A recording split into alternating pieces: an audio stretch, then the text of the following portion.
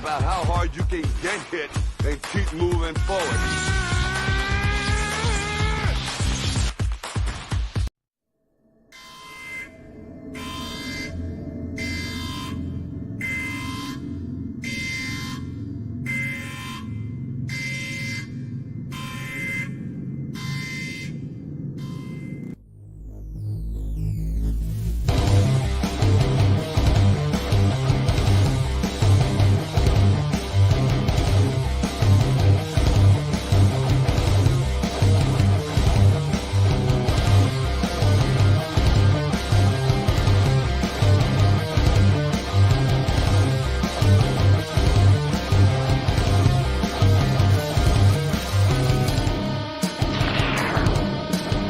The following program is rated TV MAL. It contains strong language and is intended only. It's showtime. It is showtime, ladies and gentlemen, and welcome to a special episode here at Circle Debate Podcast. We're supposed to be on vacation, but I guess not. The people wanted us here, and we're going to give the people what they want, Dirty Heels. Ladies and gentlemen, the host is Devious One IBC. I'll be joined in a few by the director himself later on. But if we're here today, ladies and gentlemen, because we have a stacked episode, and of course, it's WrestleMania weekend, of course, and a lot more coming up here on Los Angeles, California, here in my hometown. We still got NXT Stand and Deliver. We still got a Ring of Honor, Supercard of Honor, WrestleMania Night 1 and 2. Man, so much of a stacked show, ladies and gentlemen, welcome. And let's go, baby. That's right, my tribal chief is in the house. And of course, my other bloodline brother, Nick Dieterden, the Universal Wrestling Podcast. Let's go, baby. That's right. That is right. Yes. Ivy, my sweetheart, how are you? Yes. Hey, miss you, Ivy. I miss you very much. But yes, ladies and gentlemen, before we get into this other stack episode that we have for you today, a special Friday afternoon for me. Well, yeah, it's morning for me, 11:28 Pacific Standard Time. But yes, before we get into it, let's get into some pro wrestling news, ladies and gentlemen. I wanted to get into this, let's talk about it. I think we should talk about it.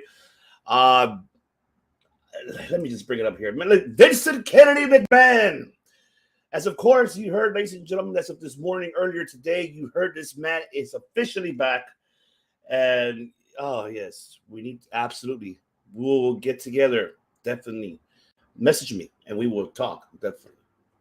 But yes, Vincent Kennedy McMahon is back as he signed a 2-year contract as an official employee now for the WWE. I mean, why does he need to sign that? I don't get it, but the details that we were reading this morning, that is now he has trademarked his full name. And of course, he has a job title. But, of course, he is not part of creative. Of course, yeah.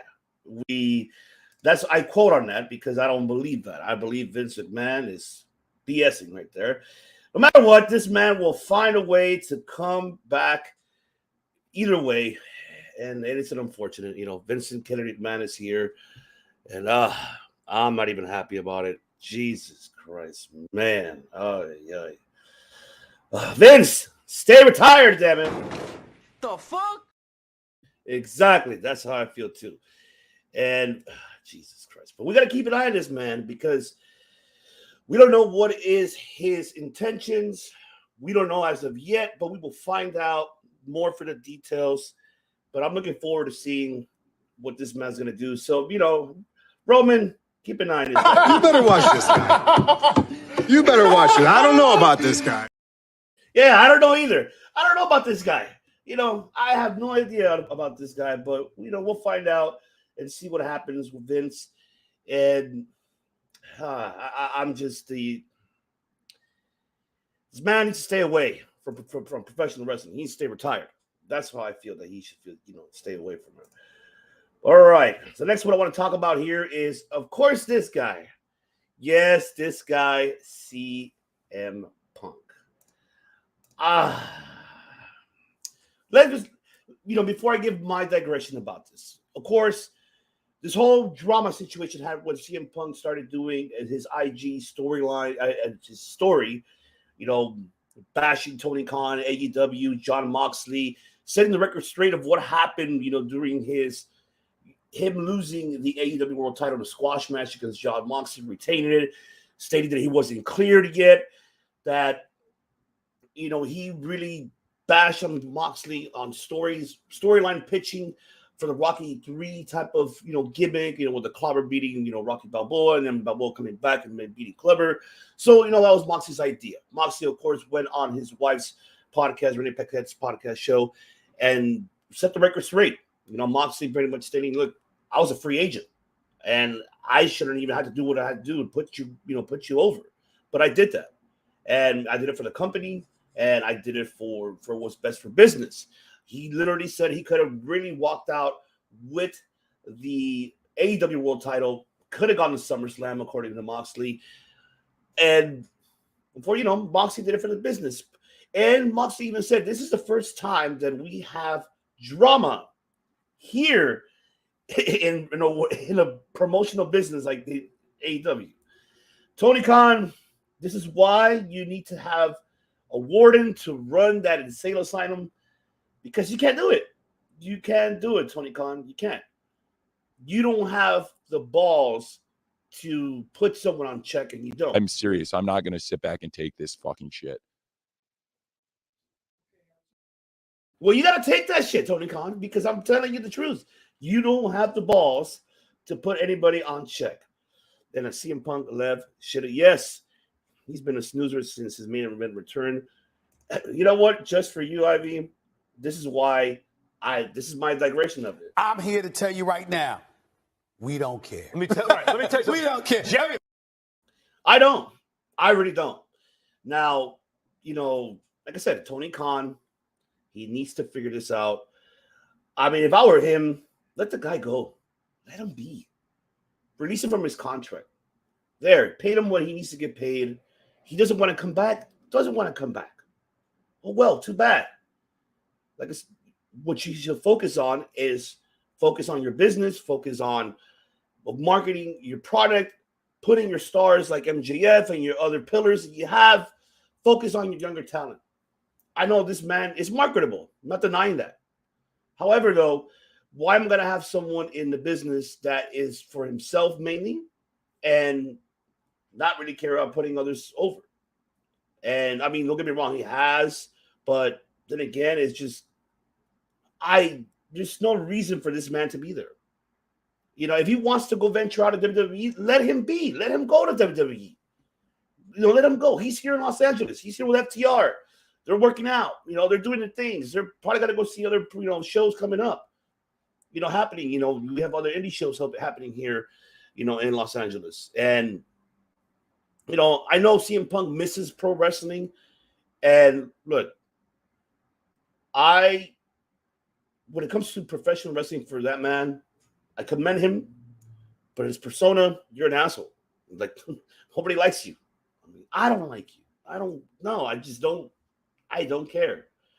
I mean, if you really digress so much about, professional wrestling, about just talents overall, everything, it's just, man. Yes, we do need a chat too.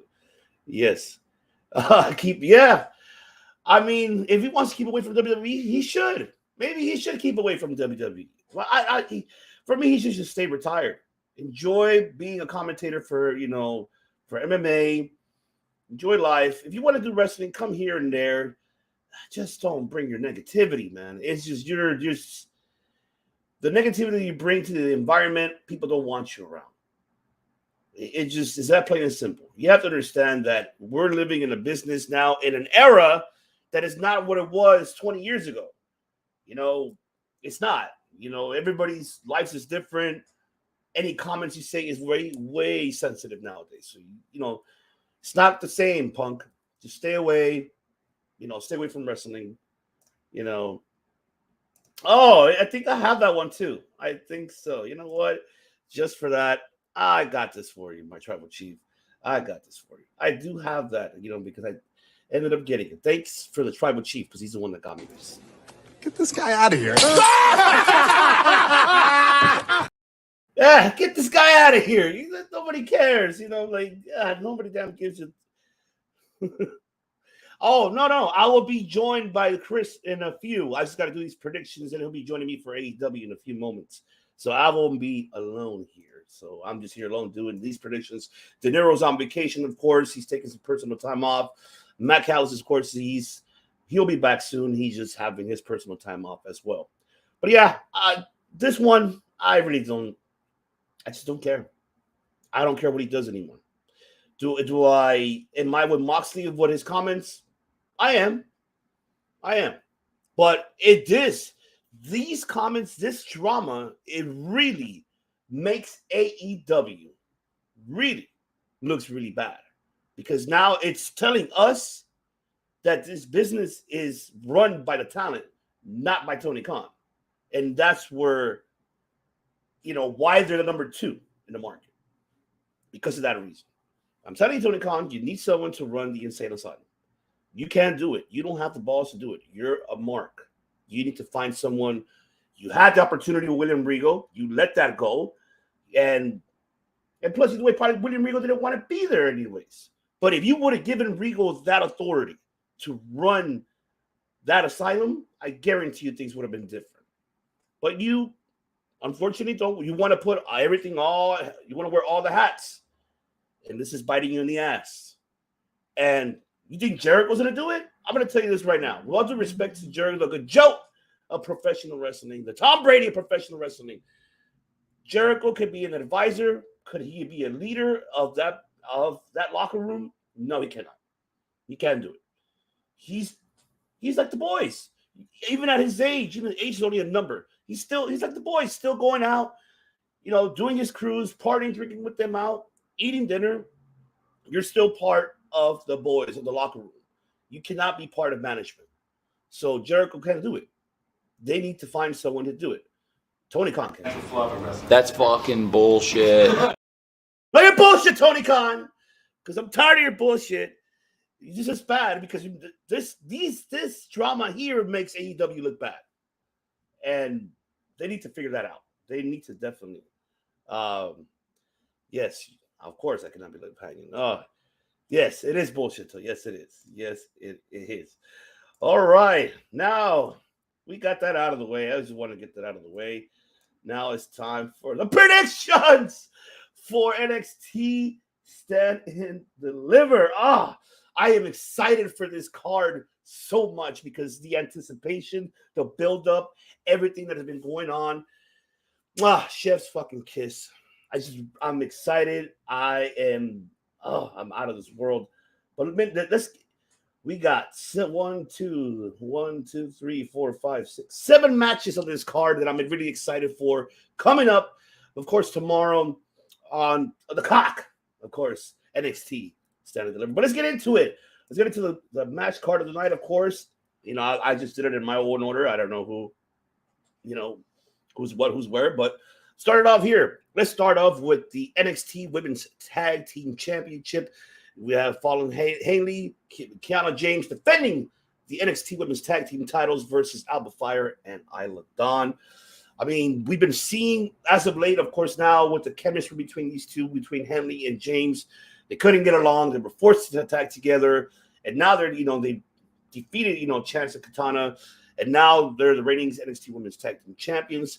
But we're still seeing, we're seeing something here, something going on over here with Kiana. I'm not sure what's going on. Who's Sebastian? That's who is this Sebastian guy? So a lot of things could take place in this match too. We might see the fallout for these two, women, Henley and James, and then we're going to see Alba Fire and Isla Dawn actually winning the NXT Women's Tag Team Championship. I think that's bound to happen, and I think we're going to see that for sure. Do I like this tag team between Alba Fire and Isla Dawn? Yes. Love the feud. Their feud was fantastic, and now that we're seeing them now as a unit, I think they can help really develop that women's tag team division. I'm hoping they, develop more women's tag team because we need to see that more in NXT. And Alba Fire and Isla Dawn this match will be, I feel it's going to be the opener. It's going to be a great match. I'm looking forward to it. I'm excited for it. And I got Alba Fire, Isla Dawn. Comment below, who do you guys have on this one? But this one, as I have, is Alba Fire and Isla Dawn on this one.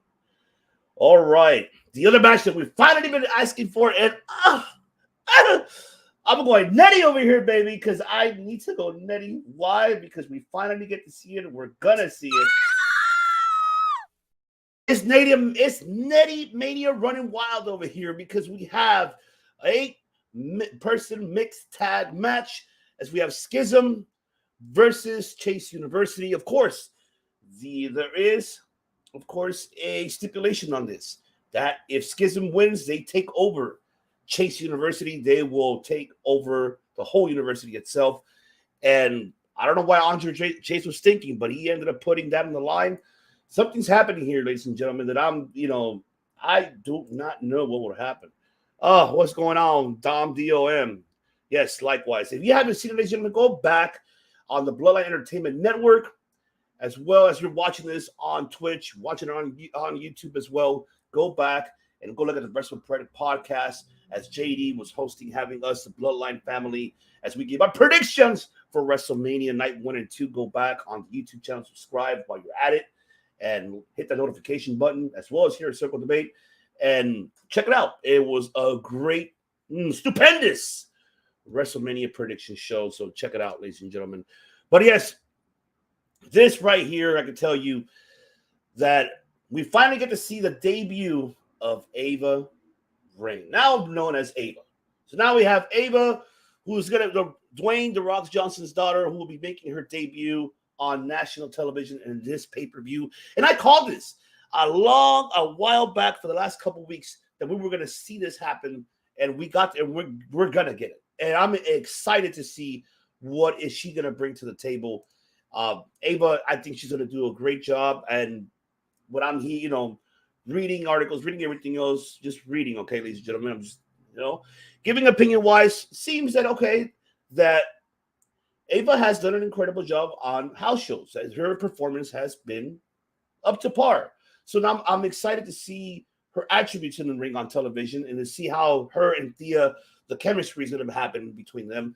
But who do I got on this one? This is a tough one. Oh, man, this is a tough one to pick.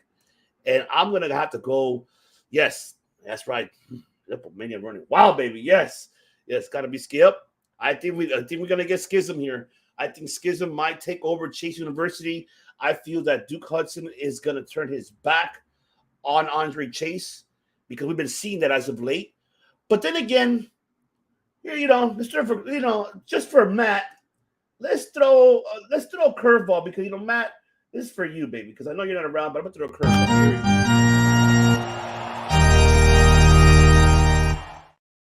That's for you, Matt Callis. I know we miss you too, but I don't think it could be Chase. Maybe it could be Thea Hall, the one turning.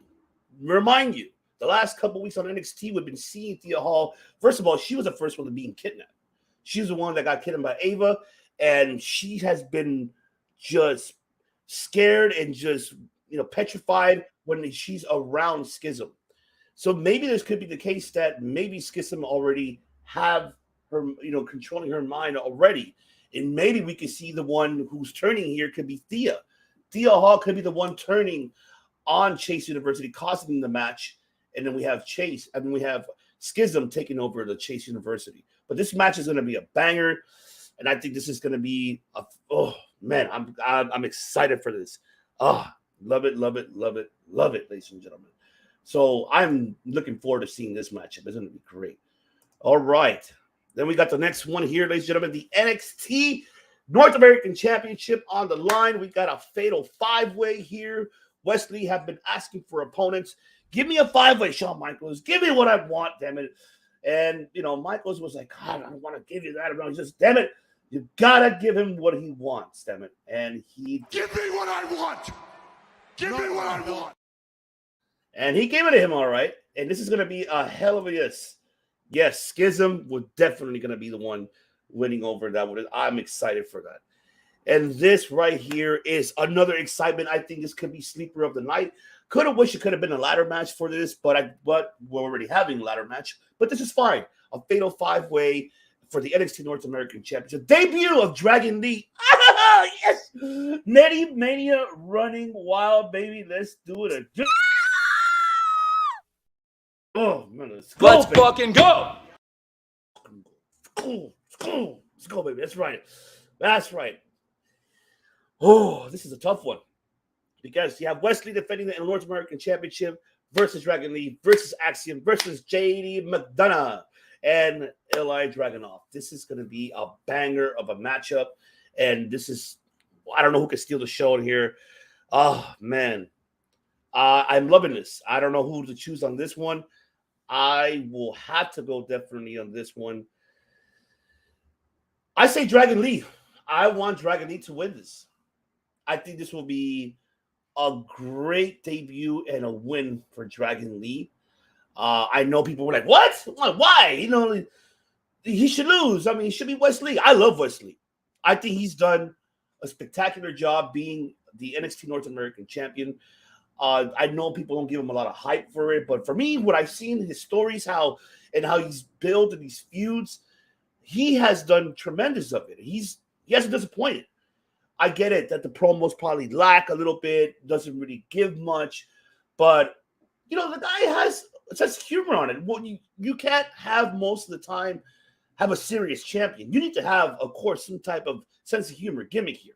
So, and with Wesley being like, yeah, cocky, arrogant, I don't care. Yeah, put me whatever you want. Okay, you want this? You want this? Okay, let's go. I like that from Wesley, and he's done great being the North American champion. If I would pick two, I would pick Dragon Lee. My sleeper, I think, will be Axiom. I think Axiom was going to shock the world, and maybe him actually coming, taking this win out of nowhere and winning this North American Championship. Probably be the one pinning Wesley in the end. We've seen their feud as well, and I mean, we've seen obviously how they've been interacting. Of course, McDonough and Dragunov, of course, their feud has been, you know, out of this world. But I will have to go on this one. Dragon Lee and Axiom as my sleepers, so I'm excited. Let's see what's going to happen. We'll see. We will definitely see. All right. Let's see. What do we got next here? We got, of course, the triple threat match for the NXT Championships, Tag Team Championships, as we have Gallus, Mark Hope, Wolfgang versus the Creed Brothers and Tony D'Angelo and Stacks, the family. Oh, man, this is going to be nothing but meaty men slapping meats. Oh, yeah. Yes, slapping meats, ladies and gentlemen. Yes. I cannot wait. This is going to be such good shit. I think it's going to be such good shit. Such good shit. It's going to be good shit, I tell you that. Oh, man. Let's see what Tim got to say here, bro. I'm with you too. Yeah, but you know, I got Dragon Lee and I am Axiom on that one. Creed's all day. You know what? I think it's about damn time that I think the Creed brothers need to regain these titles and redeem themselves. I feel like the first time they got it wasn't the best run for me, in my opinion. I wish they could have done it a little bit differently. But I don't mind. But you know what? Then again, I don't mind the Creed brothers. But I'm loving what Gallus is doing right now. They're like of course, hey, they're like your Sheamus and Drew McIntyre 2.0 in a way, even though they're their own entity, of course, no disrespect to them. But I feel, for me, I think the ones who need this the most is the family, Tony D'Angelo and Stacks. I will choose them to win these tag team champions. It is going to be great. And to see them winning these tag team titles, I already can see the celebration, Italian mafia style, having the family over, family dinner. Oh, my God, I can just see it. I can just see that. What is going on, JD? That's right. Appreciate you very much for popping in here. Yes, what is going on? Appreciate you for tuning in, my queen. Yes, First Lady of the Bloodline Network, ladies and gentlemen. JD, follow her, subscribe to her on the social medias, Wrestle Bread Podcast. But man, yes, I need the family to win this. If Stacks and D'Angelo wins these NXT tag team titles, I think it's going to be so awesome. I think that they're really gonna kind of really elevate, give the entertaining side for the tag team division, and it will be so interesting to see these guys. Question is, who takes the pin? That's the biggest question here. So I mean, I don't know who will take the pin over here. I think it could be, I think it will be one of the Creed brothers will probably take this pin. But I think it's about time that we see D'Angelo and Stacks to get some gold around their waist, and I think this is the best time to do it. And I think the crowd will be right so behind it. Don't get me wrong. The other two tag teams, they're incredible as well. But I think it's about time we get some gold around the family's waist. Capiche, man, capiche. Yeah, we need to give them some, give them some gold. That's for sure. All right. Let's see here. Let's get into, of course. Oh, baby. This story has been building. And what a way to end the chapter here on this story itself. That is Johnny Gargano versus Grayson Waller in an unsanctioned match. Oh, man. I had to play it. I have to play it. Let's do it. Damn it. Why is everybody moved around? Damn it. Here we go. Banger after banger after banger after banger after banger after banger after banger. Oh, it's going to be a banger of a matchup. I think, this match is going to be a banger. Another sleeper on this one. Johnny Takeover, of course, it's not a takeover. It's just a regular NXT Stand and Deliver. This match is going to be so good shit. I can't wait. I'm excited. Just seeing the feud, how it was all building up. Of course, the last NXT episode, we did see, of course, Gargano being dressed up as one of the cameramen. This is going to be a banger of a matchup. Yes, it's going to be a banger. And I think this is really going to steal the show. Maybe so. But this is a tough one here. This is the toughest one here. As much as I love Johnny Takeover, but unfortunately, I'm afraid I've got some bad news. I knew it. I love when he does that. Oh, man. So I have to give it to Grayson Waller. I think Grayson Waller will win this matchup. I think Grayson will win I think he's going to win unexpectedly. I know people want Gargano. I want Gargano to close this chapter out on NXT because mind you, once again, he left off on that closing this chapter because Waller obviously attacked him, pretty much embarrassed him before he took a break, obviously on, parental leave, having his newborn. So, but you need to put over Waller. And I think Waller with this match will solidify who Waller is. And I think he will no longer be taken as a joke. And I think this guy, Waller, needs to win. And because the reason why, because I feel there's going to be a lot of future for Waller after this win. Because we're going to talk about, we're almost there to, 2 more matches here that we want to talk about. But I think Waller, I know Gargano, man, but I'm going to have to go with Waller in this one. I think Waller will come with the upset, shock everybody, and you need to solidify this man. I think winning over Johnny Gargano, proving Shawn Michaels why he should be main event level, this is the time to do it. And I think Gargano is the one putting over Waller, and I feel Waller could do it. All right.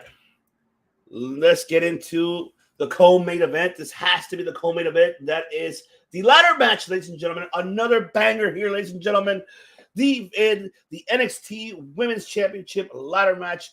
Roxanne Perez returning, as we saw this past week on NXT. She made a return. Shawn Michaels was hesitant. No, I don't want you back. No, I'm fine. We got to check with the doctors. Come with the doctors. And yeah, she got cleared. Excuse me. So now we have Roxanne Perez defending the NXT Women's Championship match in a ladder match versus Zoe Starks, Gigi Dolan, Tiffany Stratton, Leah Valkyria, Indy Hartwell. Unfortunately, Jason Jane, of course, was hurt. I think this is why they kind of added, one of the women's here, maybe I think possibly Indy, which is the main nature of that reason. But this is going to be another sleeper of a main event that we're going to see, a co-main event. And this is where it's tough for me because I love all these 5 women, man. All these 5 women are great. Oh, my God. This is going to be such good shit. Oh, this is going to be so much. Ruthless aggression. It's going to be a lot of aggression. It's going to be a lot. It's going to be a lot of that. And, man, this is going to be, Tiffany Winston? Oh, man. Damn. I don't know. I'm going to go. You know what? I'm going to give my 2. I'm going to give my 2 on this one. I'm going to go with Zoe Stark. I think it's her time to win this. Zoe Stark has been proven to us that she could go. And I'm glad that she went heel, and she's done fantastically as a heel and has dominated that women's division as well. But there is one person who hasn't gotten their shot unless this person gets called up. What's going on, Brian? Hey, what's going on? What is going on, Brian? Yes. This is a tough one here. I'm going to have to go my sleeper one because I don't mind seeing it one and done and just to maybe have it a week, shock the world, because what pisses me off is that she never got her fair chance, and that's Indy Hartwell. Indy Hartwell deserves at least a shot of this. If she's going to be called up to the main roster, because mind you, there's a lot of things that are happening after Mania and the upcoming draft, and there's going to be a lot of upcoming. So a lot of things could happen here. So my sleeper will be Indy Hartwell. I want her to bust a Matt Cardona, Zack Ryder IC ladder match. Let's say Zoe's up there, about to get the belt, and we see Indy pushing her off, and she gets it, and she becomes the new NXT Women's Champion. Oh, shit. I will lose my mind. Oh my God. That'll be such good shit. Yes. Oh, love it. Oh, Let's fucking go. go. Let's go, baby. Yes. Nothing. Yeah. Yeah. See, there you go, Lennox. Thank you very much for tuning in, Lennox. Yeah. This could be Indy's maybe sleeper right here. I think if there's any Zoe Stark, it's going to be Indy Hartwell. And I think it'll be a great win for her in Los Angeles for her to get her win. And I think we will all hear the chants, you deserve it. And she does definitely deserve this for sure. Oh, yeah, exactly. No, I think she can lose it to Zoe on Raw. I mean, on NXT. Have her win it out on TakeOver. She can lose it to Zoe Stark. Or like you said, maybe Tiffany, maybe Stratton. I think if that's the case, it'll be a hell of a shocker. I mean, we can't, I don't know. This is going to be a tough one, man. I'm excited how this is going to be booked. I don't even know how this is going to happen, man. This is going to be awesome, man. This NXT TakeOver is going to be great. Oh, man. So, yeah, Zoe makes sense. Yeah, I think Zoe makes more sense. All right, and the main event, ladies and gentlemen, this is your WrestleMania 12 moment. I know I'm comparing it too much, but I'm talking about character-wise. 2 of the greatest athletes, 2 stars, rising stars that are future world champions for the main roster, will be fighting for the coveted prize for the NXT Championship. This is a WrestleMania 12 for me. Braun Breaker, your Bret Hart. Carmelo Hayes, your Shawn Michaels. The attitude, the charisma that Carmelo has, along with Braun's, technicality. And of course, he has that charisma too. It's a mixture of both worlds. And this will solidify both of them no matter who wins or loses. This will be the match of the night. This will solidify both of these guys' career, and we're going to see a possible trilogy out of these men. For me, I have to go with Carmelo Hayes. It's his time. Carmelo has done nothing but greatness ever since he made his debut in NXT when they had the NXT Fallout tournament, the Breakout Star tournament, and from there coming here, Carmelo has done nothing but greatness. And yes, great. Thank you so appreciate you. Yes, JD. Yes, I cannot wait either. I cannot wait for. I'll be tuning in for that. But I feel that Carmelo Hayes will win this one. I think Carmelo Hayes will win this match, and I think this is going to be a hell of a matchup that I am looking forward to see. And this is going to have us going nuts. You want to talk about banger? This is another Banger after banger after banger after banger after banger after banger after banger. And yes, and we will have bangers after bangers here, ladies and gentlemen. That is for sure. And man, I'm excited for it. I am excited. And now let's get into Ring of Honor Supercard very quick, ladies and gentlemen. I would normally have Bakley here to assist me of obviously getting down all the breakdown of everything else, because there's some matches that I am familiar, and there's some, the build-up is what I'm saying, ladies and gentlemen. But seeing the card here, I am stacked for it. So I'm going to break it down very quick. I'm not going to stick too long to it, so I apologize to everybody. But I'm going to start really quick, of course, with the 6-man tag team championship match. Of course, the Embassy versus AR Fox, Blake Christian, and Metalik. No longer Grand Metalik, because remember, Grand Metalik is owned by WWE. And of course, this is going to be another rumor your window here, ladies and gentlemen. Of course, we do have that is pretty much that Brian Cage may be leaving.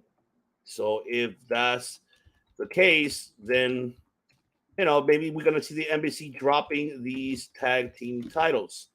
The 6-man, excuse me. They might be dropping these titles to AR Fox, Blake Christian, and Metalik, which I think is going to be a great opening. I think it shouldn't be a bad match. It's going to be great. I think it'll, it will do good. It will do good. I'm looking forward to seeing how this is going to happen. It should be a great opening matchup for Ring of Honor. That is for sure. So I'm looking forward to seeing that. All right. And then, of course, we do have here the Ring of Honor's Women's Championship match. We do have Athena versus Yuka Sakazaki. That match should be great. I'm looking forward to seeing how that match is going to turn out to be. And, Yuka, another great one. Athena has been doing great as a Ring of Honor Women's Champion. I'm surprised that they didn't book. I'm just surprised that where the hell is Willow on this? Where the hell is Mercedes? Supercard. Yeah, Supercard is going to be fire. It definitely will be, and I'm looking forward to how that's going to turn out to be. I don't know what what I want to know is what happened with with the rest of the women's division roster. That's what I want to know. This is shocks me that we're not really getting much women's matches here, unfortunately. Of course. What do you expect? It is Tony Khan. So, it is Tony Khan. But, yes, this is going to be a great matchup. I think Yuka Sakazaki is going to do great. And this is going to be, it's going to be a hell of a banger matchup, I'll tell you that. And I'm excited. I'm looking forward to see how this is going to turn out to be. And I think it's going to do great. I think it will do great. So, we'll see how this match turns out to be. And I'm excited for it. I'm definitely excited. And let's see. Oh, so yes. So Athena was a banger. So Athena and Emi Sakura was a banger this week. Yes. As to what I've seen, it was a hell of a banger of that one. So I'm looking forward of how's that. I'm looking forward to this matchup too, because I think Athena's underrated, of course. But we'll see. We'll see how this turns out to be. All right. And then we have another one here that, this man made the challenge after Dynamite, as, of course, he challenged Tanahashi, as Daniel Garcia will be facing Tanahashi. And I'm looking forward to seeing this match. Of course, you have the Ace, go Ace, of course, versus Daniel Garcia, the technical wrestler, the professional wrestler, almost slipped, from Jericho last time. I think this match is going to do great. This is going to be one hell of a matchup to see, and I'm looking forward and I'm excited to it. Who do I got on this one? I mean, I have to go with Tanahashi. I think Tanahashi should win this one. I don't think it should be a bad matchup. I'm looking forward to seeing, Tanahashi actually winning. Why the hell not? I think we need Tanahashi to win here. So I got Tanahashi defeating Daniel Garcia. I think it's going to be a great matchup. We're not really familiar with Tanahashi's technicality as much. I mean, we've seen him with the likes against Zack Sabre Jr. and Minoru Suzuki. So we kind of seen a little bit of attributes of Tanahashi when it comes to technicality wrestling. But we'll see. I mean, we'll see how this turns out to be. But I think the next one that I'm excited for is this one, baby. Anytime, because he's back. Every time I hear his theme song, I go crazy for Shibata, baby. You got Katsuri Shibata versus Wheeler Yuta for the Ring of Honor Pure Championship. I think that's going to be a banger. You want to talk about a banger? This is the one who's going to be a fucking banger. I'm excited for it. I am excited to see how this match is going to turn out to be. And, man, I am stoked. Let's see. Man. Shibata, we've seen how Shibata did last time against Orange Cassidy when it was at the time for the All-Atlantic Championship. He did a tremendous job, great performance. I know all of us are concerned for Shibata, of course, because of the concussion injury. So I'm hoping that everything goes well for him, and I hope this match will deliver. And I think it will deliver. And then not only that, this is pure rules. Now, if you go back to not like this year's, but the last year's Wrestle Kingdom, when Shibata did a great, just a pure type of style match, wrestling match against Zack Sabre Jr. like for 15 minutes, I think we might see the same thing here. So I'm looking forward to seeing how this is going to happen and how this is going to work out. I say Wheeler, of course, with the win. I think he's going to shock the world and make Shibata probably tap out. But I think Shibata won't tap out. I think he'll just fall asleep and then that'll be it. So that could be the case here. So, I mean, we'll see. We'll see what will happen. But, man, let's get into the next one here. We do have the AAA Mega Championship match, the Mega Campeonato. Hijo del Vikingo, as he'll be defending the title versus El Commander. And, yes, oh, no, Toe. No. Hold on. Tell me no. No.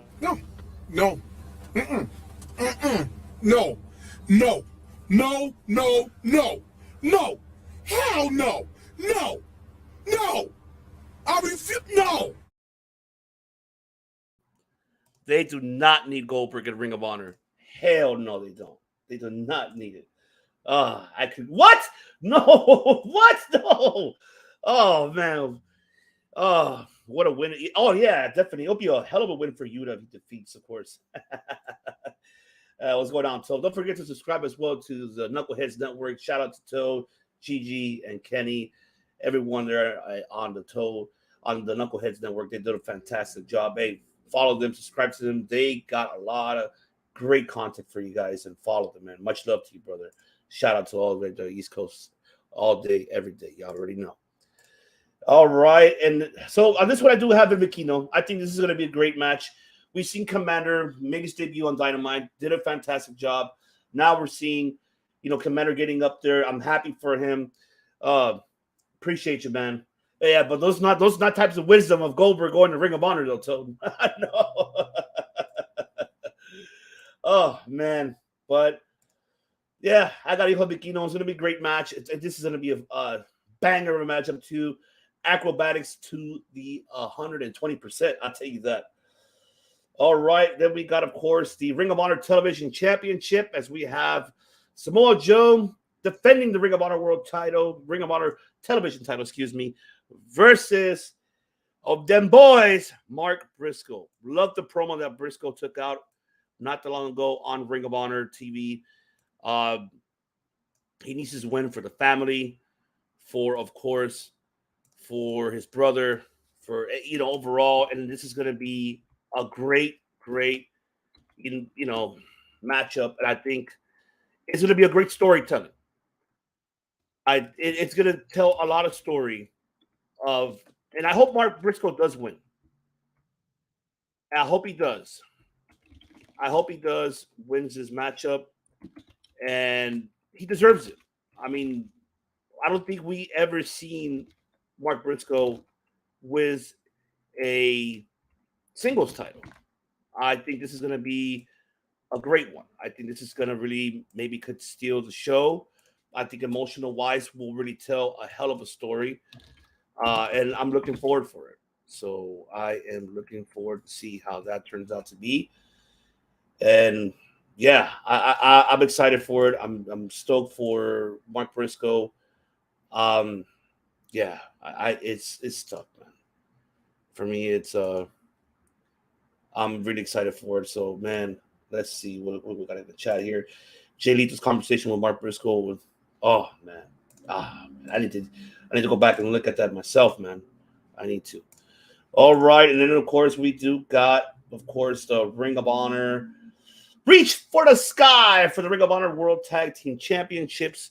As of course we do have the Kingdom, Aussie Open, Top Flight, Lucha Bros, and LIJ, Tralistico, and Rush.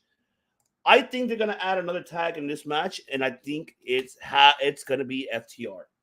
Something tells me that they're gonna add FTR to this matchup, and don't be surprised if they do.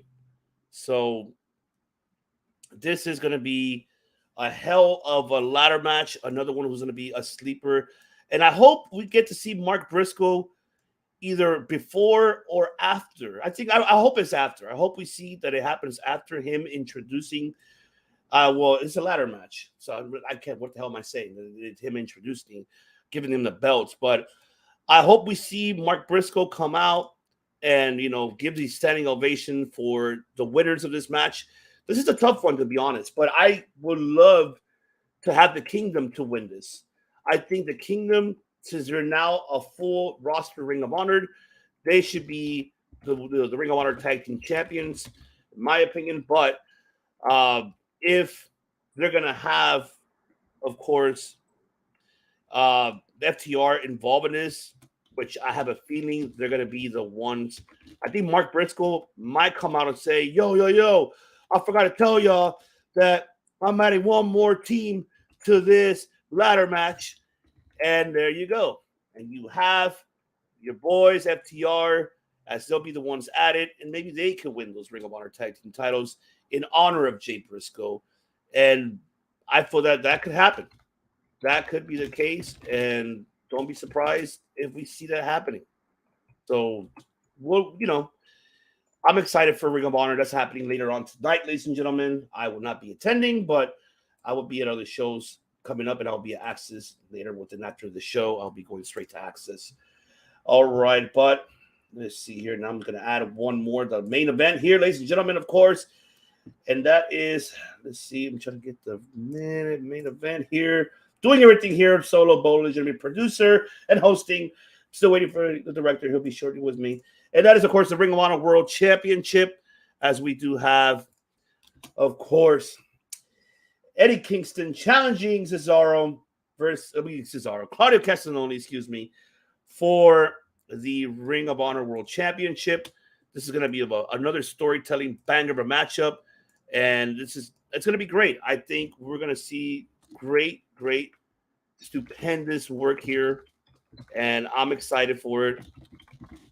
And we'll see. I hope Eddie wins. I hope we see Eddie wins, and maybe we see the Elite costing Claudio the Ring of Honor World title, having Eddie to finally win his first singles world championship. I mean, we'll see if that be the outcome, and we'll see. But I'm excited for this. I don't know how you guys feel about this matchup. I think this matchup is going to be great. I'm just stoked overall. And let's see what happens, ladies and gentlemen. We'll see what happens. So I'm excited for it. Ring of Honor Supercard will be great. And you know what's great? That this man is here today on a Friday, and that is the director. Friday morning or after morning, noon. Don't worry, I got my coffee here too. Oh, hey, bro! What? Dude, hey, in our link tree, we have a link to our shop that has so much cool shit Ivan's put up there. We got boxing shorts. Boxer shorts? Do you have boxer shorts yet? Coming soon. But coming soon, boxer shorts. We have gym shorts, tank tops, t-shirts, keychains, these awesome mugs. I think we actually have 2 different mugs too, so we're sporting both variations of it. Yes. Oh wait, no. Hold on. Oh, it's double-sided. You're double-sided, baby. Oh, yeah. Actually, I should drink it too. It's kind of we should get our own coffee. Fucking hell, man. And oh my god. Section? Tim's here. What's up, Tim? It's been a minute.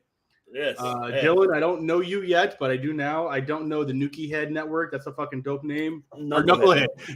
I like Nuki Head too. That's very Fallout. But yeah, Tim's here, and that's all that matters. Let's go. Oh yes.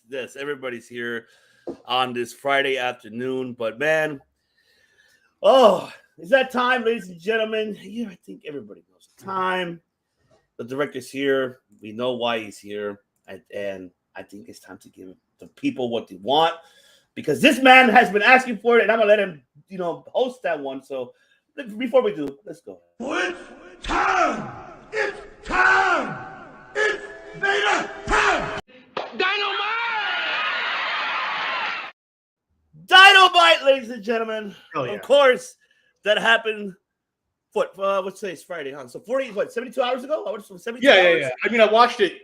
What is Friday? I watched it Thursday morning. So yeah, about that. And they film on Wednesdays, I think. Yeah. Yeah. So like 72 hours. I guess we can say. Yeah. Okay. I guess it's close, right? I guess it's close. Okay. Look at this fucking goddamn. This could have been a mini pay-per-view. Look at this card. Holy shit. Oh my god, dude. Right? Tell me about it. I think this shit could have been I don't know what the non-major pay-per-views are for Dynamite. Like, I just don't know which one. There's so many. There's like 4 of them. There's All or Nothing, Revolution, Double or Nothing, and then one more. And then a bunch of other ones. They'll name their Dynamites. Like, Winter is Coming is essentially a Dynamite, right? Something. Yeah, it's a Dynamite. Yeah. Right. So they'll name their Dynamites too. So this should have had a name. This should have definitely had a name. Oh, it should have, definitely.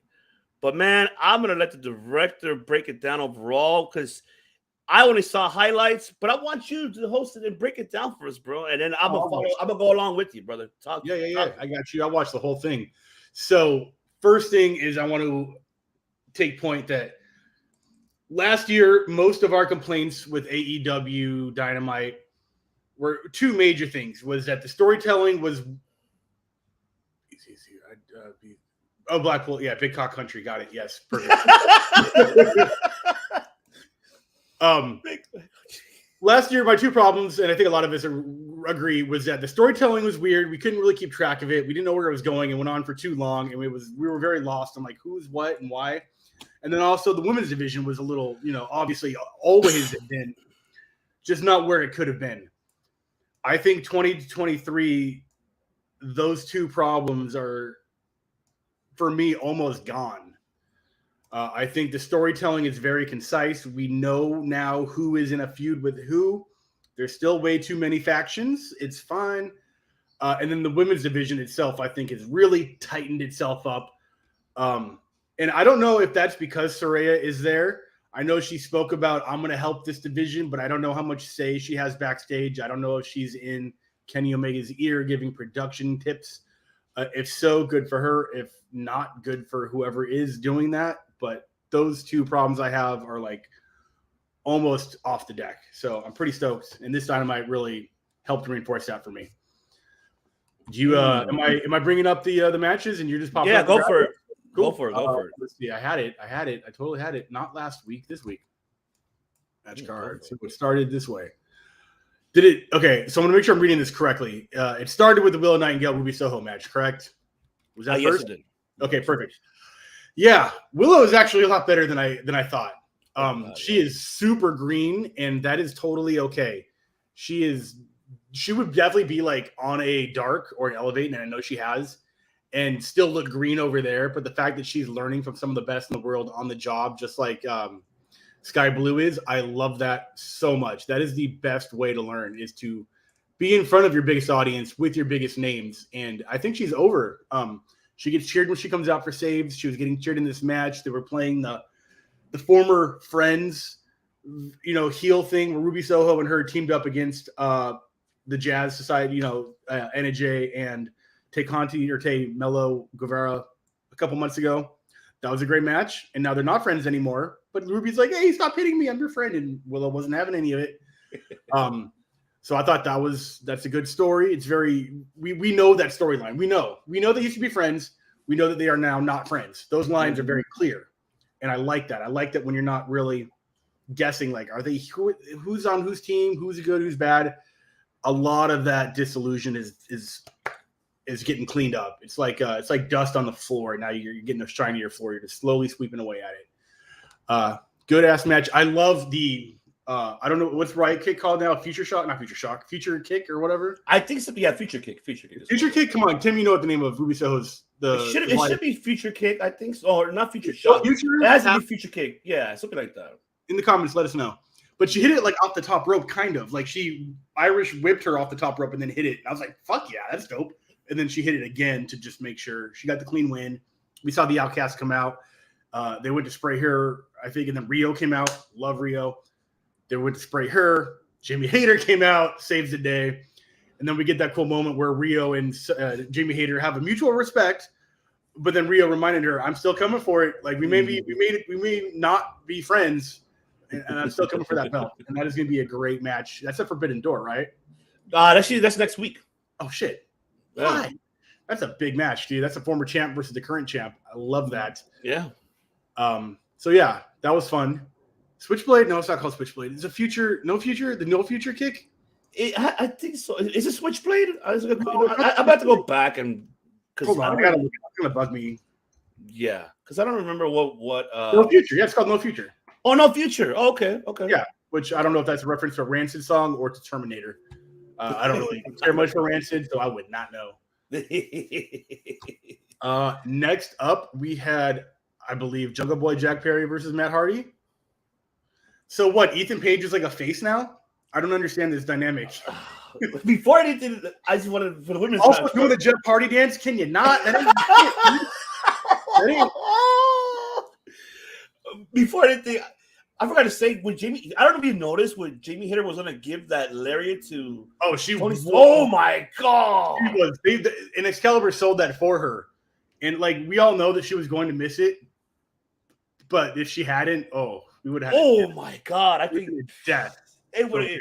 That would have been the wasted fucking meme. Bam. Yeah, just fucking Grand Theft Auto death. Just wow. Yeah, that was sick. And like I know she meant to miss it, but you could hear it. You could hear the. Oh, cool. Man, but yeah, you were so. Yeah, Ethan. I mean, I don't know. MJF. I don't know, man. This is one of those things where I talked about where you don't know why are they friends? Are they bad guys? Matt Hardy will always be a good guy, but his contract got bought by Stokely, and he's forced to be in this team with Ethan Page, who is a heel, who's now Jeff Hardy, and they're now being sort of cheered, but also acting like heels.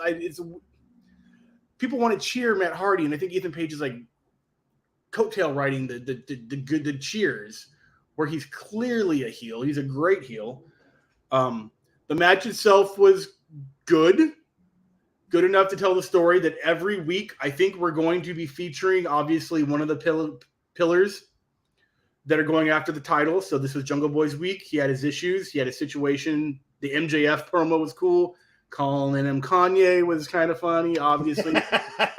I love that. And then obviously Hook came out to make the save, I believe, on Ethan Page, right? Ethan Page was interfering and the Hook came out. So next week we're probably going to get the Hook's feature match, which is I think against Ethan Page. I think right for the next week. For the title. Is the title on the line? I don't know. I had to double check if the FTW title's on the line, but it's only been on the line twice ever in its 30 years of existence. So I'd be really surprised if it's on the line for this. But I know Hook's going to win. I just don't know how because it sort of buries Ethan Page, but not really. Kind of. I think Ethan Page definitely needs an elevation to the international title. That should have been his from day one, but that's a whole different complaint. But good storytelling. We know that MJF has a lot on his plate, and we're going to get reintroduced to these characters who are now more serious. You know, Jungle Boy coming from a comedy gimmick, Darby Allin coming from a jackass gimmick, Hook is the man. I love Hook. So yeah, this is good storytelling. Next match. But before go ahead. Sorry, I should get your thoughts on the highlights. Before anything, I'm tired. Oh man, I feel bad for Ethan Page. The fact is that they're booking this man for the FTW title. Why is he not booked for the international title or for the TNT title? Oh my god, I'm digressing because the fact I'm tired. No, Ethan I agree. Page is underrated, man. Ethan Page should have had the international title on day one. I get that they gave it to Pac because he at the time was all Atlantic, and Pac was on the Atlantic or the other side of the Atlantic. It's the other side of the world. That's like when they gave the Europe. I think the first European title was Big British Bulldog, right? It's kind of the same thing. Oh yeah, exactly. Yep. When they did that, I was like, oh, it's the same fucking thing. It's the British Bulldog was the first European title. It makes sense. So that's why I didn't really question Pac getting it, especially because he was stuck on that island for like 2 years. Yeah. Oh my god. It just. Oh man. For me, I digress because the fact that they're not. They're making a joke out of it, man. This firm has become a joke. Like, don't get me wrong. It's entertaining in a way because especially with Stokely, because we know Stokely's he's an entertainer. He's a comedian. Yeah, we know that. That's sweet. It's common, but it's just that for me, in a certain way, it hurts Ethan and Big Bill. You could say for me, Lee Moriarty. What the hell are you doing with him? And it's like, yeah, where the fuck is he? And then don't get me wrong. I do like the entertaining of the Matt Hardy and Isaiah, what they're doing. They're kissing ass because they're trying to get out of their contracts. We all know that. Matt is your entertaining heel, and it is what it is. And we're seeing that from Ethan too. Ethan's been goofy, but I need to. Yeah, we saw him on Untaped at the live event. He was like cutting a promo in the ring and being funny, and people were laughing. And like, I know that it's like not being aired or televised. Yeah, but like he's supposed to be like a serious like jock, a heel. Yeah. Like he came out with a Letterman, or I think, and would like just handle business and just be a real douche. And now he's not that. So hopefully they establish that he's, that character again, because that's what I think would get him the belt and matter. I hope so, man. But I'm curious now how they're gonna do it with Book and with Hook, seeing how they're gonna do it. I don't know. I'm losing. My corazón is still like, oh no, keep it open. Leave it open. All right, I digress. Go ahead, director. No worries. What's next on my list here is the Adam Cole match. Is that correct? Is that what you got? That was the main event. Yeah. Why did dude see? Look, you see what the fuck? How they order this shit all fucked up? They ordered this all. Okay, let me see. So do you have the graphic or no? What was next? Right there. I know we had. Like that. You don't have like what's next? Okay, let me see what's next. Well, we got the Dalton Castle and the Boys versus Blackpool. That might be next. Okay. Yeah. So we have Dalton Castle, a former Ring of Honor heavyweight champion, in a squash match versus, I believe, Claudio is still currently the heavyweight champion, right? Yes, he's the current Ring of Honor world champion. Yes. Okay. So this was essentially supposed to be on a 3-on-3 match, but I think Claudio just did all the work and got the pin.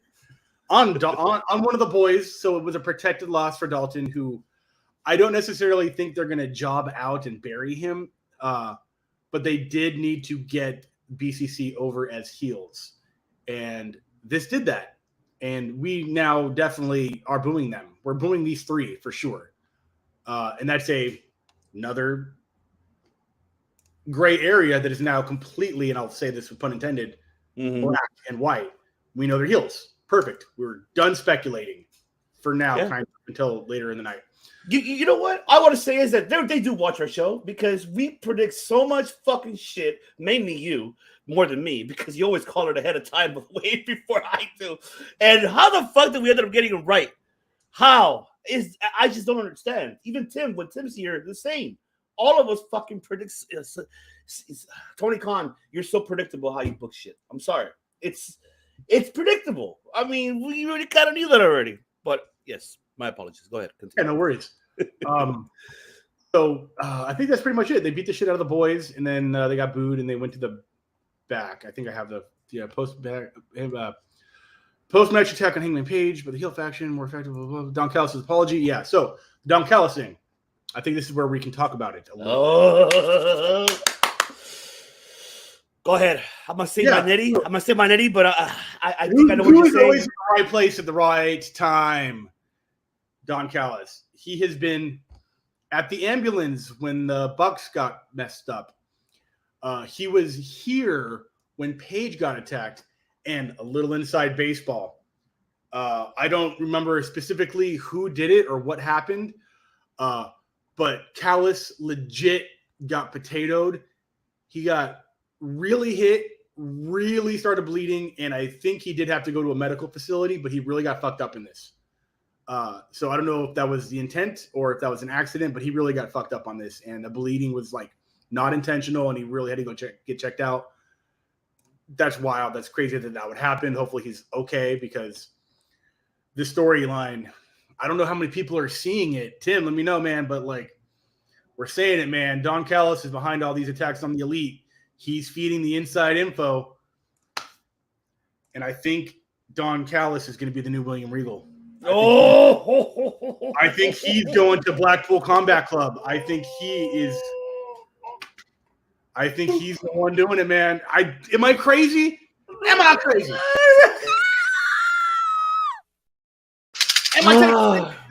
Can no one else see this, or is this pretty common knowledge? Let me know in the chat, man. But Don Callis is the ones he's telling everybody.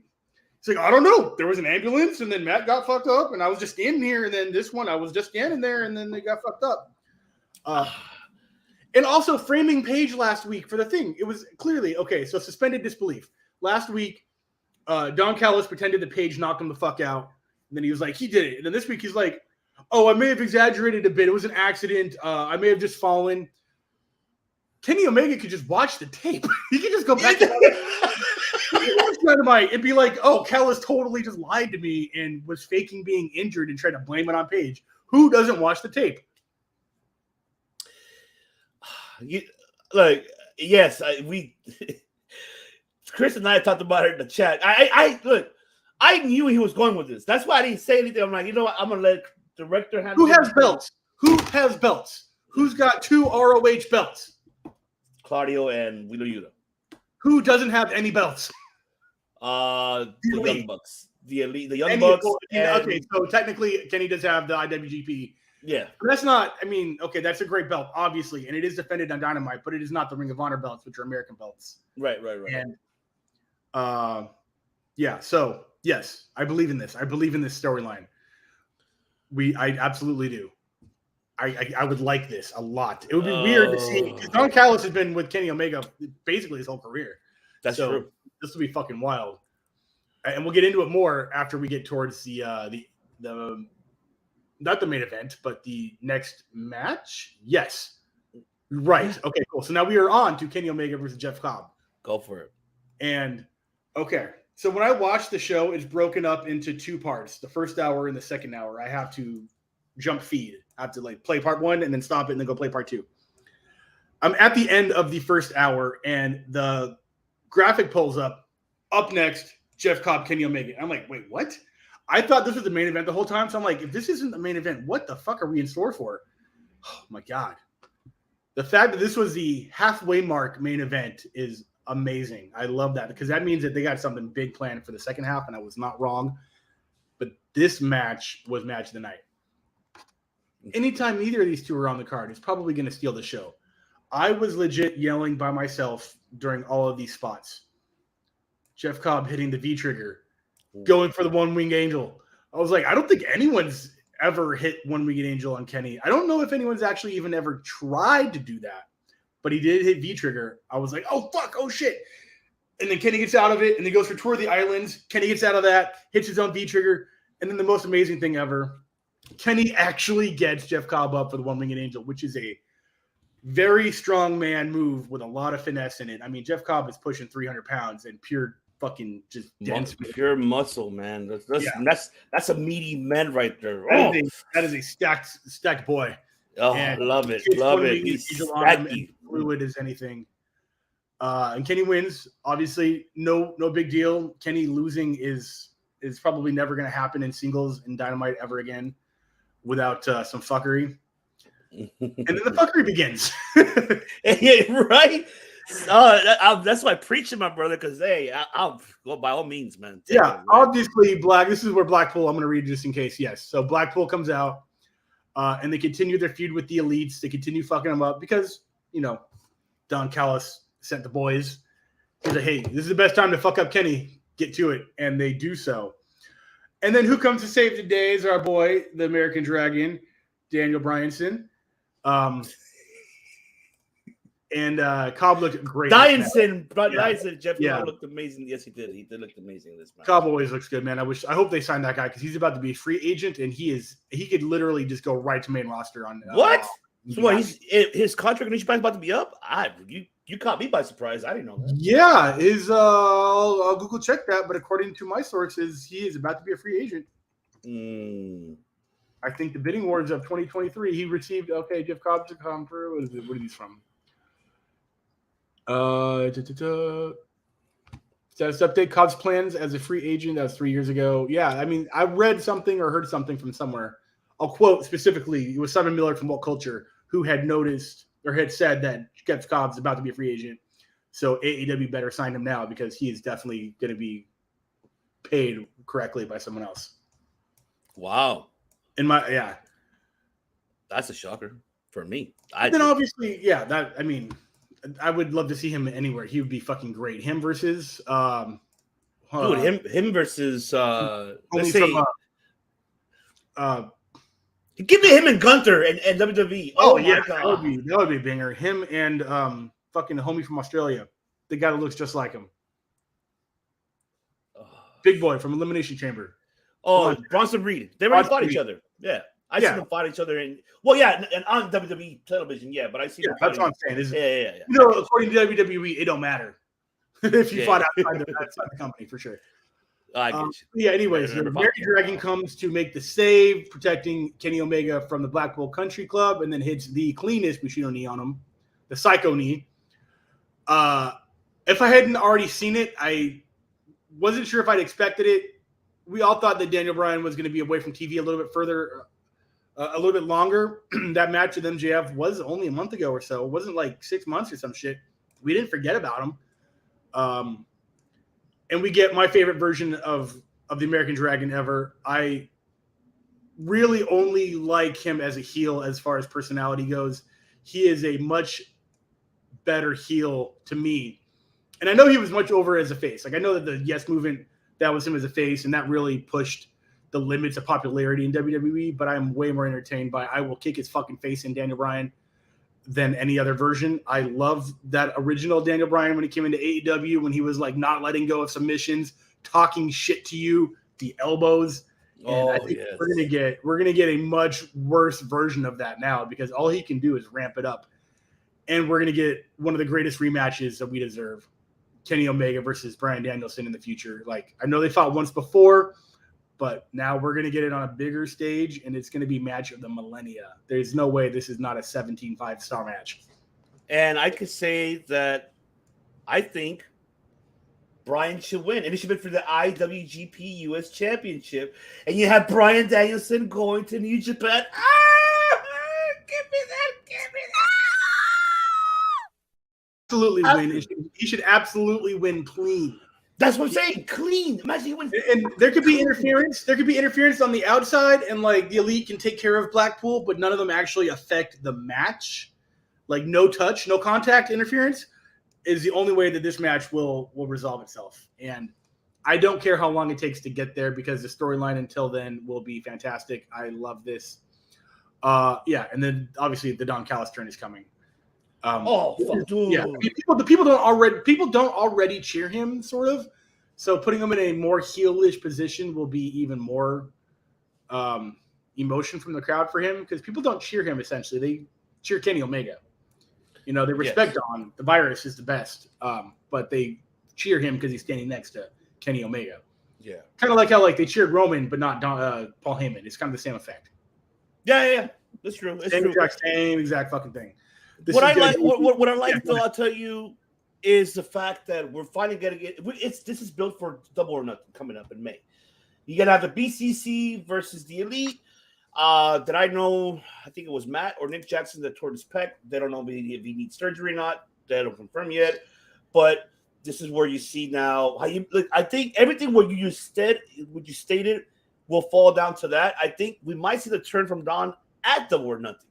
I think that we might see him turn on the Elite, join with BCC, being the new manager for them, and taking along Konosuke Takeshita. Imagine he takes Takeshita to the BCC, and there you go. And it's like, what the fuck just happened?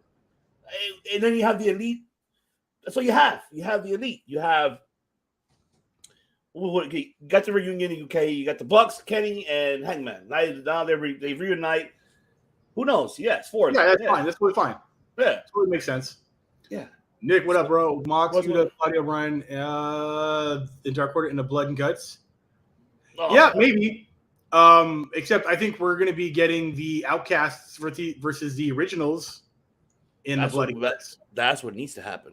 Unless we do both in one night, but I don't want that. And I definitely don't want the women in I mean, I would love the women in the Stampede match. Yeah. But there's a lot of comedy to that. And I don't know if I want to get the women who I want to be taken seriously in a comedy match. So, and then obviously you can't do Kenny Omega in another Stampede match because he's been in all of them. Yeah, that's true. That's very, very true. I mean, but I think it's heading to that direction. I feel that we're going to get that at Double or Nothing. We're going to get BCC, the Elite, Don Callis turns on the Elite at Double or Nothing. I don't see it happening before. Does it make sense if it happens before, though, director? Does it make sense, or should it wait to Double or Nothing? That's my question. When is Double or Nothing? May 27th. Okay, so not even... Oh, 28, sorry. Yeah, about two months almost exactly. I don't know. I mean, you still have 6 maybe episodes to tell the story. Probably less than that maybe. Should it happen that? Yeah, I don't know. So much happens at pay-per-views. I don't know. Maybe do it the Dynamite before going into the pay-per-view. There's so many heel turns that happen on the big stage that it would be almost predictable if it was going to happen. So I do not have the best answer for when that should happen, just that I know it will. Okay. I'm looking forward. I'm excited to see how they're heading this direction and what direction they're going to go with. And look, one thing, can we say one thing that I want to say? Because Tony Khan always, as much as Tony Khan hates it, but it's the damn truth. You're finally learning how to fucking book shows. You're learning how to book storylines, sir. You're finally doing it. You're finally learning how to fucking tell a story. That's fucking bullshit. Bullshit, Tony Khan, because you don't know how to tell stories. I'm telling you that right now. Right. I'm saying that forever. He's trying. I mean, I see the effort. I just see that he may give up after he's tried. Fuck it. I don't know. We're halfway there. I don't know. Just whatever. That's kind of... And then what do we get? In 2 weeks. In 2 weeks. And then we get the Nightmare Queen or whatever the fuck the Brandy Rhodes and Kong was.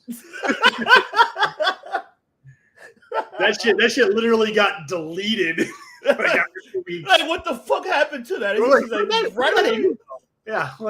doing that anymore. They literally came out and said, Brandy Rhodes even said, like, yeah, it wasn't over. We're not doing it. We stopped it. Like, you just canceled an angle in the middle. You didn't resolve it. It's fucking hilarious. The first time I ever heard anyone say, no, we just stopped doing it. It sucked. I'm like, yeah, it did, but you can at least, like, end it, please, because fake reality.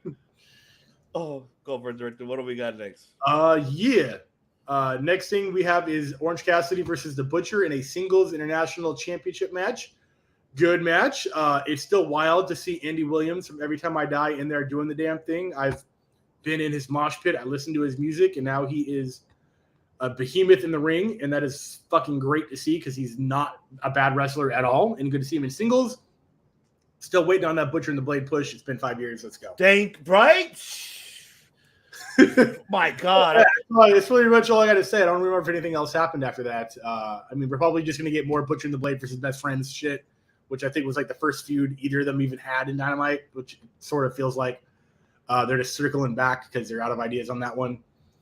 Promo between Jade and Taya, A+. Not A+, but like great. Like I would say that I'm very entertained by this angle. Have no idea what's going to happen. They're using both of these athletes perfectly. Taya running through everyone else in the division using, the finisher. You can't. How do you fucking non-disclosure agreement a finishing move? It's not even your move. It's Beth Phoenix's move. Come on, man. Where's she at? Like, how do you what? How do you? Huh? What's up? What are you guys doing? We are talking online to a bunch of nerds about fake fighting. What are you up to, bro? Well, hey, what's going on, man? Thank you for tuning in, brother. Appreciate you very, very much. Appreciate you. So yeah, again, back to being entertained by the women's division. I'm entertained by this. I have no idea. Taya, like, if she won this, it would make sense. Like, I'd be like, oh, well, that would be the person. If anyone's gonna do it, Taya makes the most sense. But I'd also like to see the belt stay on Jade because I love just a beast in the ring. I love like an undefeated just goat like that, and she's on her way to being a great wrestler. She is absolutely decent and always getting better, and I'm stoked on that. Oh man! Oh, and then next was I guess according to my documents now was the Ruby Soho Nightingale match, which is what's called in the business the cooler match, which means it's the go get a beer, take a piss match, which it wasn't, and I talked about it earlier. So stop doing that. Stop booking women's matches like this. There you go, Tony Khan. You see? Yeah, they used to do this. This was a next generation thing. This was a Divas division thing. This was early 2010s thing. This would be the bikini match before the Lesnar and Undertaker match or some shit. This would be there you go. Yeah. See, I'm Tony serious. I'm not going to sit back and take this fucking shit. Storyline was good. Yeah, storyline's good. I already talked about it. We can move on to the main event, which was stoked was the main event because you could put that Kenny Omega shit at the main event and end it on Daniel Bryan's, turning back into BCC. That would have been a great fade to black, but it was this because Adam Cole, baby, deserves it. Solid match, shorter than it could have been for like a pay-per-view match. These guys definitely could go a lot more, and we know that, but it's Cole's first match back. We wanted to test them waters, and he passed. I love that he hit the last shot, or I think they changed it now. It's called something else. What the fuck was it called? I know they said something different. Yeah, they definitely I don't know when they renamed it, but they definitely did rename it. I think it was a take shot or something like Boom. that. It's called the Boom now. Oh, yeah, the boom. There you go. But it was called the last shot, but it's still Yeah. called the last shot. Yeah, now it's the. Well, I don't know why they The changed it boom. to the boom. I don't know. Last shot sounds too violent, I guess, like a gun. I don't know. Either way, he hit it for the win. Garcia got laid out. He sold it very well. He sold it like he got kicked in the back of the head because that's what happened. And then, I love it. Japan all over the place. Streamers come down. Britt Baker comes down. We all know in kayfabe that they're together. They're finally starting to address real relationships in AEW, which is cool. There was the Anna Jay reference earlier. We obviously know about Tay Mello and Sammy Guevara. And now we're finally publicly addressing, even more so, Adam Cole and Britt Baker, who have been together forever, like 10 years, it feels like. I remember when she was ringside at NXT and they panned to her and they're like, Adam Cole's girlfriend. And everyone's like, that's Britt Baker, bitch. Give her some respect. And they were like, we didn't mean to film a rival company's wrestler. It's like, who gives a shit? It's Britt Baker. Yeah. She gets all the TV time. Very, very true. But now we know what's going to happen next. We're getting Adam Cole versus Jericho. And I'm here for it because sinking ship, rising tide raises all ships. Is that what that is? And Jericho is the king of that. Jericho is the king of surrounding himself with people that need to be elevated. And he's doing that in every single faction, from the Pinnacle to the Premier to the Inner Circle to the Jazz. Everyone that's in his inner circle goes up with him. And that happened with Garcia in this match. And I'm not saying match, by the way. I'm not saying he's going to help elevate Cole, who is already on his way up even more so. But this is a very good match that we're about to see. Hopefully at whatever the next major pay-per-view is. We know Jericho storylines run long. They tend to do the MJF thing where you got to beat everybody in his clan before you get to the boss, but inevitably we're going to get Cole versus Jericho, which I don't think we've ever seen because they were never in the same company together. You're at right. least a major company. You're right. When Jericho was on Raw, I don't even think Adam Cole was in NXT, or if there was, it was passing ships in the night. I'm sorry for all the maritime metaphors. That's just where my head's at right now. Mm-hmm. But we're finally going to get it. And after this, Cole has to go for a championship. like a major one, and I don't mean international. I mean Cole has never. He's only held the NXT title and never a main roster title. So yeah, and by that time that happens, I think MJF will have held the belt long enough to have established himself as a champion, and I would be okay with him losing it by then, because I want him to have a nice long run. I don't want him with that fucking Hangman Page 6 weeks bullshit. I want MJF with a 6-month title run at least. And by the time this resolves itself, Cole's next and he gets it. Okay. But so would you book it for All Out or Revolution? I don't know when let me bring up when these fucking events happen. Because you have Double or Nothing in May, and then you have in September you have All Out, and then you have like the beginning of the year. It's every quarter, remember? Double or Nothing, yeah. Double or Nothing is May. Too soon. Road Rager. That sounds fucking crazy. That looks like something the Forbidden Door. Forbidden Door. Okay, that's too soon for MJF and Cole, for sure. Fighter Fest, July, maybe. Ring of Honor, Fight for the Fallen, July, too soon. Let's do All Out. September. All Out. Yeah. I really dig the fact that they're putting Adam Cole with Jericho. The reason why, because Jericho is one of the safest persons to work with.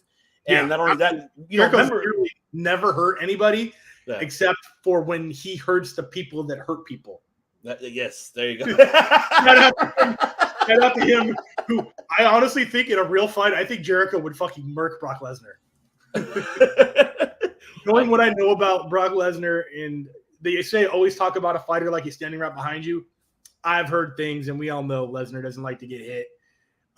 So I think Jericho would definitely fucking put him down. I think so too. And it's gonna be awesome. I think it's gonna be a great feud. I think it's great for Adam Cole because it kind of like, takes away the ring rust, even though he already just had his match on Dynamite, but meaning as in feud, okay, now you're having a feud with Jericho. Now you're gonna go through the whole fucking trials and tribulations with Jazz. He probably will. Yeah. He probably will. Mm-hmm. And I wouldn't be surprised. And I think it would be great for Cole, to be honest, because it really. Holy shit, we're gonna get a mixed gender tag match. We're gonna get Adam Cole and Britt Baker versus Jericho and Anna Jay. Holy fucking shit! Let's go! Oh my god, we have to do this. We have to do this match. Okay, I had to. Let's fucking go. Yes. Exactly. That would be such a sick fucking match. Hey, hell yeah, a mixed energy. Oh my god. Anna Jay. No. Hold on. I know she's injured. She'll be back in time. Hopefully. She's not Chris Statlander. We're going to have two. You have that one. Sammy Guevara and Tay Mello versus Britt Baker and Adam Cole. But now, see, we're using Britt Baker twice. So what? Or have Jamie Hayter. Fuck it. They're partners anyways. Yeah, there we go.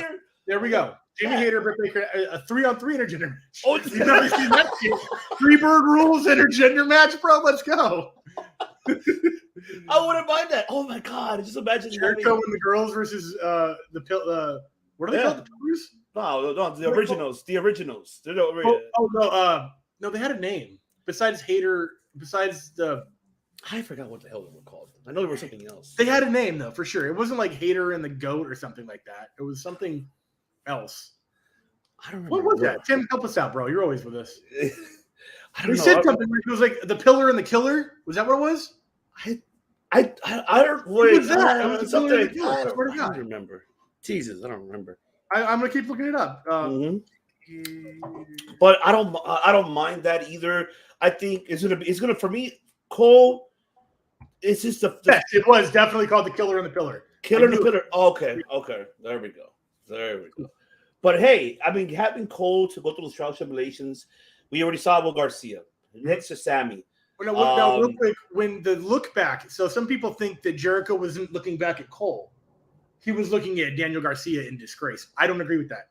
I think he was finally like, Adam Cole's the one guy I've never wrestled, and I don't want to make eye contact, but I want you to know that I know you're there. I think that's what people think, right? Because some other people were like, oh, he was disappointed in Garcia, and that's why he didn't really want to carry him out. He wanted to leave him there. Thank you, Tim. I'm right sometimes. So yeah, I don't think because they were like, oh, remember last week when Daniel Garcia accidentally called himself a wrestler? Jericho's going to turn on him. I'm like, I don't think that's going to happen. That storyline to get him in the Jazz was like fucking 6 months long. They're not just going to dump him that quick. That's true. Yeah. So, yeah. I mean, it's going to be exciting to see where Cole's career. I mean, now him coming back. And not only that, but think about this too, director. I haven't seen it yet. I don't know if you have the All Access, the AEW Access. I guess it already came out. I don't. I just feel. I would watch it. I think we should wait on it, right? I think it's too inside. It's too behind the scenes for me. It's what it is. Yeah, I get you. You want to be a fan. You don't want to get involved in that. It's just too behind the curtain for me. It will kind of kill it for you, right? Like, it would be like, fuck. Yeah, like you could do it in ECW because there weren't really storylines, you know? Yeah. And that locker room was wild as it was, but like I've stated before, like I saw like Sammy Guevara marking out over working with Daniel Bryan. And like wait, you're a heel and you're a face. It was like when Kane used to have to wear like a mask, obviously everywhere he went, or when they found out Jesse Ventura and Hogan were friends, and people were like, "What the fuck?" And that was, people don't know, that was the first time. Yeah, exactly. That was like one of the first times people started to suspect wrestling was fake. I think they saw Hogan and Jesse Ventura have a match and then taking a car to the same hotel, something like that. So yeah, that's, to me, it's still real to me, damn it. And let's just. That's probably why you don't want to see that shit, because like, no, I'm gonna fuck up my sport, I'm gonna fuck everything up, and then you're gonna be like, fuck AEW, I don't want to see this shit no more. I think that's what you're afraid. I'm with you. Look, I haven't seen it yet. I heard good stuff about it, and I heard there was some bad ones. But you can see now who's producing, and I guess what they're saying. I'm not gonna spoil it because I heard about it, but I haven't seen it myself, so I don't know. I can't tell you straight answer for it. Am I excited for All Access? I feel that they're using that to the whole Cole situation with Jericho is helping as well with the All Access to build that television show, that television along the way. Yeah, I mean, we'll see. Look, there's a lot of stories that are now happening here, starting this Dynamite. And one thing, if we notice, director, that now we're seeing a lot of matches booked for the next week and the following week and the next week. Next week, we're gonna hear from the BCC. They'll be at Dynamite. Yeah, there's no mouthpiece. Besides Daniel Bryan, there's no mouthpiece either. Yeah, so I didn't really talk. Wheeler should never talk.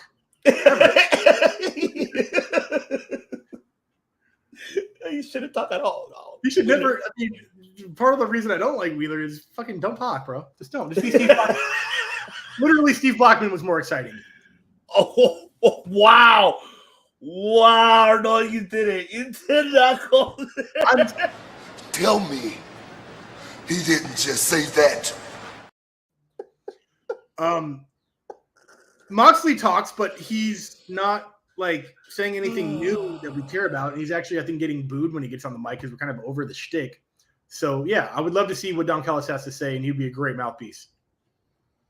Oh my God. Also, maybe they're going to change the name because they're not from Blackpool anymore. I don't know. I think they're keeping it an honor for William Regal. They have to. I see that. Like it's already branded. It's already like on merch, I guess. So yeah, that's fine. But none of them are Europe. Well, okay, Claudia's from Switzerland. Yeah, so Swiss, and then you have Wheeler, who's part what? He's part Filipino, part American. Right, he's from America though. Yeah. John's obviously from Cincy, and then Brian's from Seattle. Yeah, so Seattle, yeah, Washington. pretty much. Yeah, and then Don's Canadian. And then that next week you do have Ricky Stark versus Juice Robinson. You have Jamie Hayter versus Riho for the AEW Women's title. God, do I hate those fucking Juice Robinson promos? Let me talk to you. Let me talk to you. They're bad. They're literally. He's like, okay, hold on. Brian Pillman promos 1997. Got it. Okay, ready? Go. Oh, it's nothing original about that guy. It's just not. I mean, I'm sure he's fine in the ring. Just the promos, not original to me. The main event for the next week's Dynamite is the Guns defending the tag team titles versus FTR. It's titles versus career. So this is the end. My only friend, the end of FTR, or do they stay? Well, fuck. You don't know. You really don't know with this one because would they make it so obvious that FTR is welcome back to Raw? I don't think so, to be honest with you. You know what I think, though? I'll tell you right away before you finish with yours. I say they're going to go to Ring of Honor. They're going to be in that 6-man. They just lost those belts. Well, I'm just saying, no. Just those tag team belts. They're lost one of the Briscoes, right? No, well, remember Jay passed away, right. So they're vacated. So Okay. they're going to be in Reach for the Sky. They have 5 teams: Top Flight, Aussie Open, LIJ, which is Rush and Juristico, and you have Jesus Christ, who was the other one? Lucha Brothers. Yeah, Lucha Brothers, and fuck, I just have the card. Jesus Christ, I'll tell you who. Hold on, I have it right here. Fuck, what's wrong with me? All right, here. Okay. Let me see. I'll show you right quick. Because there's 5 teams in this one. Okay, there you go. See, look. Okay, there you go. Oh, the Kingdom. So you have the Kingdom, Aussie Open, Top Flight, Lucha Brothers, and Rouge right there. That's what you have right there. Is that the Kingdom? Is that Mike Barnett? Or no. That's Mike Bennett. Mike Bennett and that's Mike Bennett, right? Yeah, Cool. Mike Bennett. And Canelas, of course. God damn, that fucking Jalistico? Was that his name? Yeah. That is fucking sick, Max. That reminds me of like when Super Dragon was really, really fucking blowing up. Oh yeah. Yeah, that's gonna be a good match. Well, do FTR just not want to be on television anymore? Do they want to be on an app? Right? I mean, I don't know, man. I really don't know. I feel like maybe that's just me. I don't know. I don't see them going. Look, they're here in LA. They were with CM Punk. My sources told me like yesterday morning, hey, I'm at the gym, a 24-hour gym, and guess who's right here? FTR and CM Punk are right next to me. What the fuck are they doing? I'm like, who posted that? No, my buddy who works at the 24 hours. Right. He messaged me saying that Punk and FTR are at the gym early in the morning when I was working. I was like, what the fuck? I didn't know that. Okay. I didn't know they were here. I mean, obviously, none of these motherfuckers are going to be at WrestleMania. No, there's no. Okay, they might be there, but they're not going to be there. I think they'll be at Ring of Honor, though. I think so. Right, but they're not going to be like they're not like fucking double. Imagine if they are at WrestleMania. I don't want to see him Punk, bro. I already talked about that. I covered that. Like the only reason I'd like. Okay, I'm going to find my words. The only reason I'll say entertained when I don't like something, but I enjoy it. Does that make sense? Yes, it makes sense. Okay. Only reason I'm entertained by CM Punk is because of the heat. I like pissing off crowds. Like I like when people legit not like not like kayfabe heat, but like real heat. Like when Brock Lesnar came out for that fucking Money in the Bank and people were like, fuck this, I loved it. I love that shit. So if CM Punk does something to do that, I'll love it. I think that's fucking insane. I hate him so much that I hate when people hate him. So yeah, I'm weird. Well, you know what? I want to ask you. You read the whole shit about CM Punk and Moxley shit, right? Did you read about that? Did you hear about that? And Moxley? Yeah, you saw Punk call out Moxley. No, I don't. We all know that CM Punk absolutely blocked me. Oh, that's right. That's right. CM Punk blocked the director. It's real. Yeah. Go back to our archives on Circle the Bay. You checked. He got blocked by CM Punk. CM Punk, very short and quick. CM Punk called out AEW's management and bad booking because Moxley pitched the idea of Moxley squashing Punk for the title and then having Punk to regain it back at the other event. I forgot which one was it. I don't know if I think it was Double or Nothing. When CM Punk was injured, his leg, remember his ankle injury, he said it was legit. He didn't want to do it. And then he pretty much was bashing, saying that Moxley threw this Rocky 3 pitch idea, like the Clobber beating Rocky Balboa, and then Rocky Balboa comes back and trains and beats Clobber, gaining his belt back. So Moxley went on his wife's podcast, Clearing the Air, like, I was a free agent. I wasn't even supposed to put you over, but I did it for the business. I did it for Tony Khan. and I shouldn't have done it for Tony Khan. And I could have gone to SummerSlam, taken the AEW belt, could have gone over there with the belt and say, fuck you guys. And then that's Moxley's, exactly. That's Moxley's fucking retaliation. that is a very iconic photo. I did appreciate that. But I hate that it was fake. I wish that shit was real, like Bret Hart style. Yes. Bret Hart was for sure taking that title to Nitro, for sure. Oh, yeah. There's no doubt in my goddamn mind he was not showing up on that fucking. You swear you're going to get paid millions of dollars for that shit? There was a bounty on that belt. People don't know the underlying reason to that Montreal screw job. Vince had every right in the world to do what he did because Bret was not going to give that belt up. He was going to there was a bounty. Literally, Bischoff said, I will pay you like $1 million to put that belt on our show. And he was going to do it. I don't doubt a second of it. I'm with you 100% because there's that we could debate for sure. And now, yeah, speaking of debate, but you know what? God, that was 30 years ago. That was a while. That was literally like a while ago. That was like that was a whole person ago. That was a whole there was a kid born during the Montreal screw job who is like 30 now. All right. Last topic of the night, because we want to get director's point, and I think he's going to be excited. I think we all are excited for him. Yes, WrestleMania, of course, coming up this weekend, night 1 and night 2. I'm going to show the director, of course, the card for both nights. So, but, this is going to be, we want to get the director's opinion on it. So let's start with night 1. Saturday, This is what we have Saturday here. What's the no kickoff show, right? Is this what that is? No kickoff. Straight, yep. So you have But it starts with Cena and Austin Theory, by the way. People don't know that. Thank you. I was going to ask people, because now they were saying that it was not going to happen. That it was that. No, it's absolutely starting off. Yeah, that's so the show. Cena Theory. Let's see, you have Flair, Ripley, Usos, Kevin Owens, Sami Zayn, Becky Lynch, Lita, Trish versus Damage Control, Rollins versus Logan Paul, Dominic versus Ray, and that Showcase 4 men's tag match. Braun Strowman, Ricochet. No title on the line for that one because I know exactly. Okay, cool. That's fucking weird that you would have the fucking Usos match before any of that. I'm assuming this is the order that goes in from top to bottom.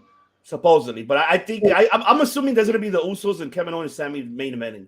Yeah, I have a feeling. Yeah, me too. So, do you want me to just tell you what I think? Yeah, Ben, break it down. All right, hard to see Cena losing at WrestleMania. It's hard to see Austin losing also, but I think you can make a bigger star out of him losing than you can him winning, I guess. I mean, there is the rub. I mean, it happened to Kevin Owens.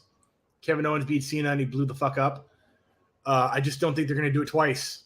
I think Cena gets it because he's got a movie coming out, and that's the perfect way to promote it. He's got that Rickety Snicket movie where it's a really good idea for a movie. It's based on a true story. It's a story about a bunch of kids that throw these crazy house parties, and they get in trouble, so they hire an actor to take the blame, and that actor is John Cena. So really, yeah, I got to see that movie. It's not out yet. It's like out in like fucking 6 months. All right, cool. Next match. Charlotte and Ripley. Ripley, unfortunately, is definitely going to take that title and become one of the best ever. And I say unfortunately because Charlotte Flair is she's the losingest champion in the history of the sport. Like, I don't care if she's the winningest. She's lost the belt 15 times. That's how I look at it. Mm-hmm. So, she's going to beat her daddy's record for sure. Yeah, exactly. Usos and Kevin for the belt. That is definitely going to the Usos. Wait, what? You're choosing those to retain? Mm-hmm. I'll tell you why later. What? Long-term storytelling. Oh. When we get to tomorrow. Oh, okay. What? All right, go ahead. Not for tag titles. The triple threat match, whatever. The 3-on-3 Damage Control. I see Trish turning on Becky and Lita. Joining Damage Control. Yep. So, yeah, that's pretty obvious to me. That'd be kind of cool. Which means they're back, hopefully, kind of pseudo full-time, which is... But then she fucking retired, and then fucking she wrestled Charlotte at a SummerSlam, and she retired. She's like, I'm done. And now you're fucking telling me you're going to come back? I ain't mad at it. I don't care. Yeah, dude, of course. You would never do this job for free. Why would you not? No, then why say you retired? Don't say that. Just say you're going to fucking continue to wrestle. It's like you, Chris. You're gonna say, "Oh, hey, I'm done playing guitar. I'm gonna retire as a guitarist." You're gonna tell me that you're not gonna come back. Hey, you're playing with Oh, a absolutely band. come back. Yeah, if you pay me enough, yeah. There you go. We already don't play shows for free. Fuck it all. There you go.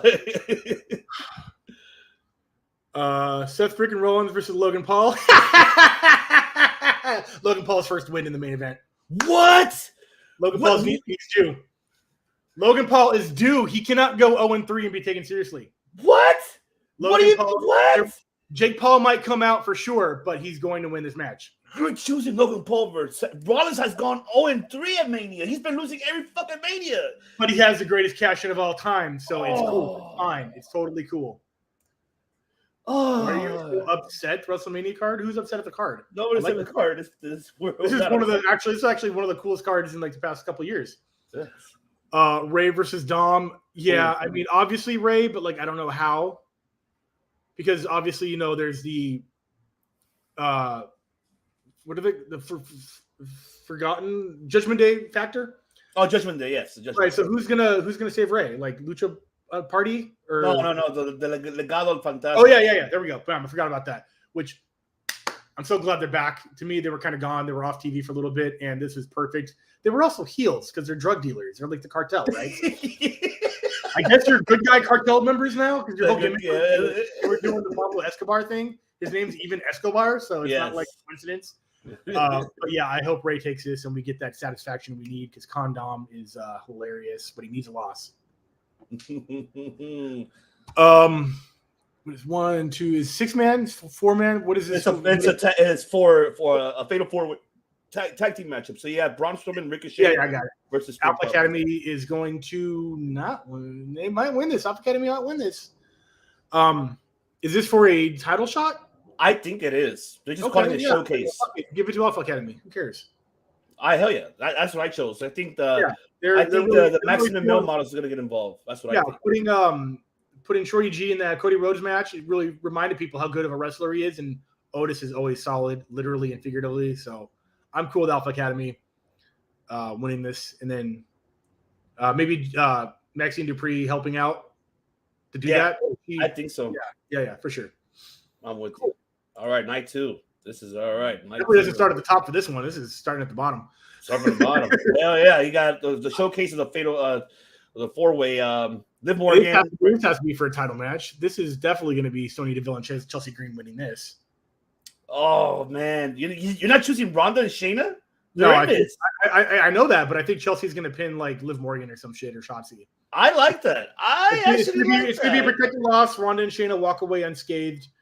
But Karrions are going to get the win on this. That's why they've been building them up. And Chelsea Green's due. Her career has been a little in and out due to injury, and it's not her fault. And I think that this is the time for her to really make up for lost time. So yeah, I'm cool with that. Okay. Lesnar and Omos. I have no idea. How do you feel about this shit? Honestly, I love this. I like this a lot. I like that Lesnar is relegated to this and he accepted it and he's cool with it. He's not a main event and it's not a name, but he's cool with helping develop a name.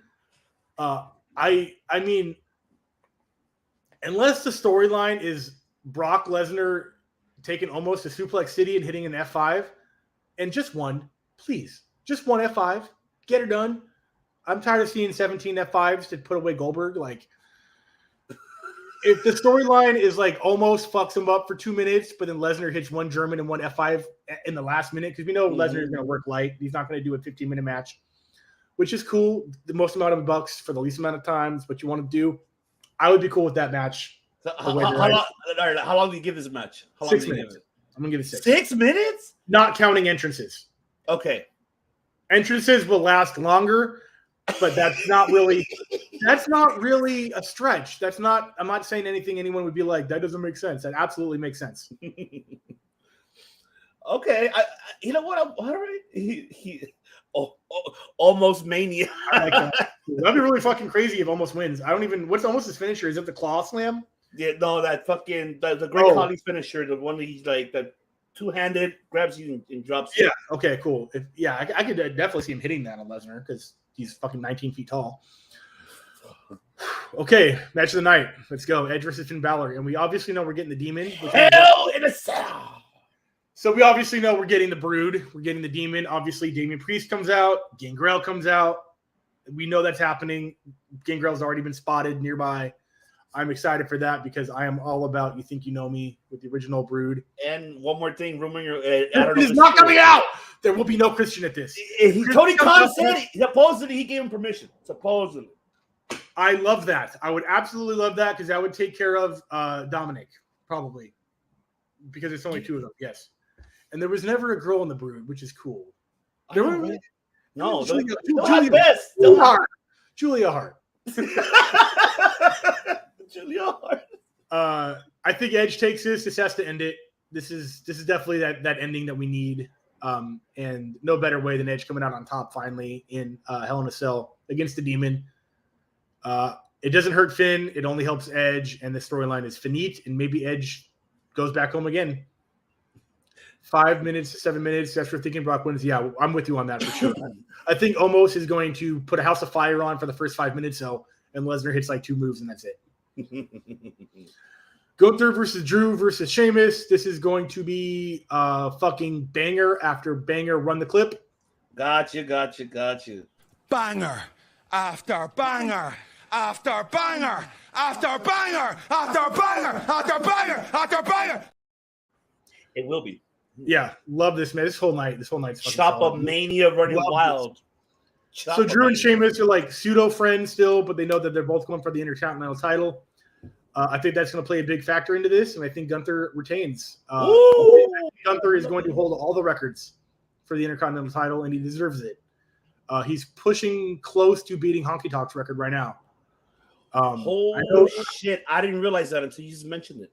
Well, they say he's held it the longest of the modern era, but that doesn't really matter because Honky Tonk had it in like '94. That's still not modern era, but it's still like we're alive. It happened. When did the golden era end, and then when did the new generation started? Was it in between, right? 94, 95? We didn't even call the golden era the golden era. That's like Hogan. That's like 80. That's like WrestleMania to like 91. Yeah, that's like, well, that's what I would say 93. But it wasn't officially called golden era, right? Yes, for me it was a gold. I mean, we called it a golden era. But the next generation was called that. They put that on marketing. Yes, right. So yeah. that was whenever the Rockers debuted. To me is when that started. So like 91. But okay, I get your point. But I get that. When Shawn got put on TV, that's when the next generation started for me. That is a good. I think what happened when Shawn Michaels went solo. I think when he went, that's when I think it started the transition in the golden era. I think it was like 94, 95, in my opinion. I feel like that's what I feel. Yeah, I can see that. 1, 2, 3 Kid, Razor Ramon. Yeah, that's that's the era that I'm talking about. When everybody's gimmick was a job, like a plumber or a car raceman or a repair guy or repo man. Yeah, Barry Darsow is the man. Shout out to Barry Darsow who shows up at WrestleMania. Gunther wins and retains and beats all the records, and everybody accepts this because he is the fucking man. All right. Bianca and Asuka. I don't see Asuka winning this. I don't see why she would need to, and I think Bianca retains, and that's fine with me. I'm cool with it. It's gonna be a great match. What? You don't feel Asuka doesn't earn a title win at Mania? I didn't say that. I'm asking you a question. She deserves a title match, but she's had the belt. But she's never won it at a Mania. I know Charlotte technically took it from her, but she had it going in, right? No, remember, she won the Rumble. She went to Mania to challenge Charlotte. She lost. Right, she did not win that. Give her the first L, and then they're not really promoting her in this event. I mean, that'd be bad marketing if all the storylines leading up to it of her just showing up at the end and like looking scary and then walking away, like they're not getting the crowd around. We want her as champion vibes. That's all I'm saying. I get you.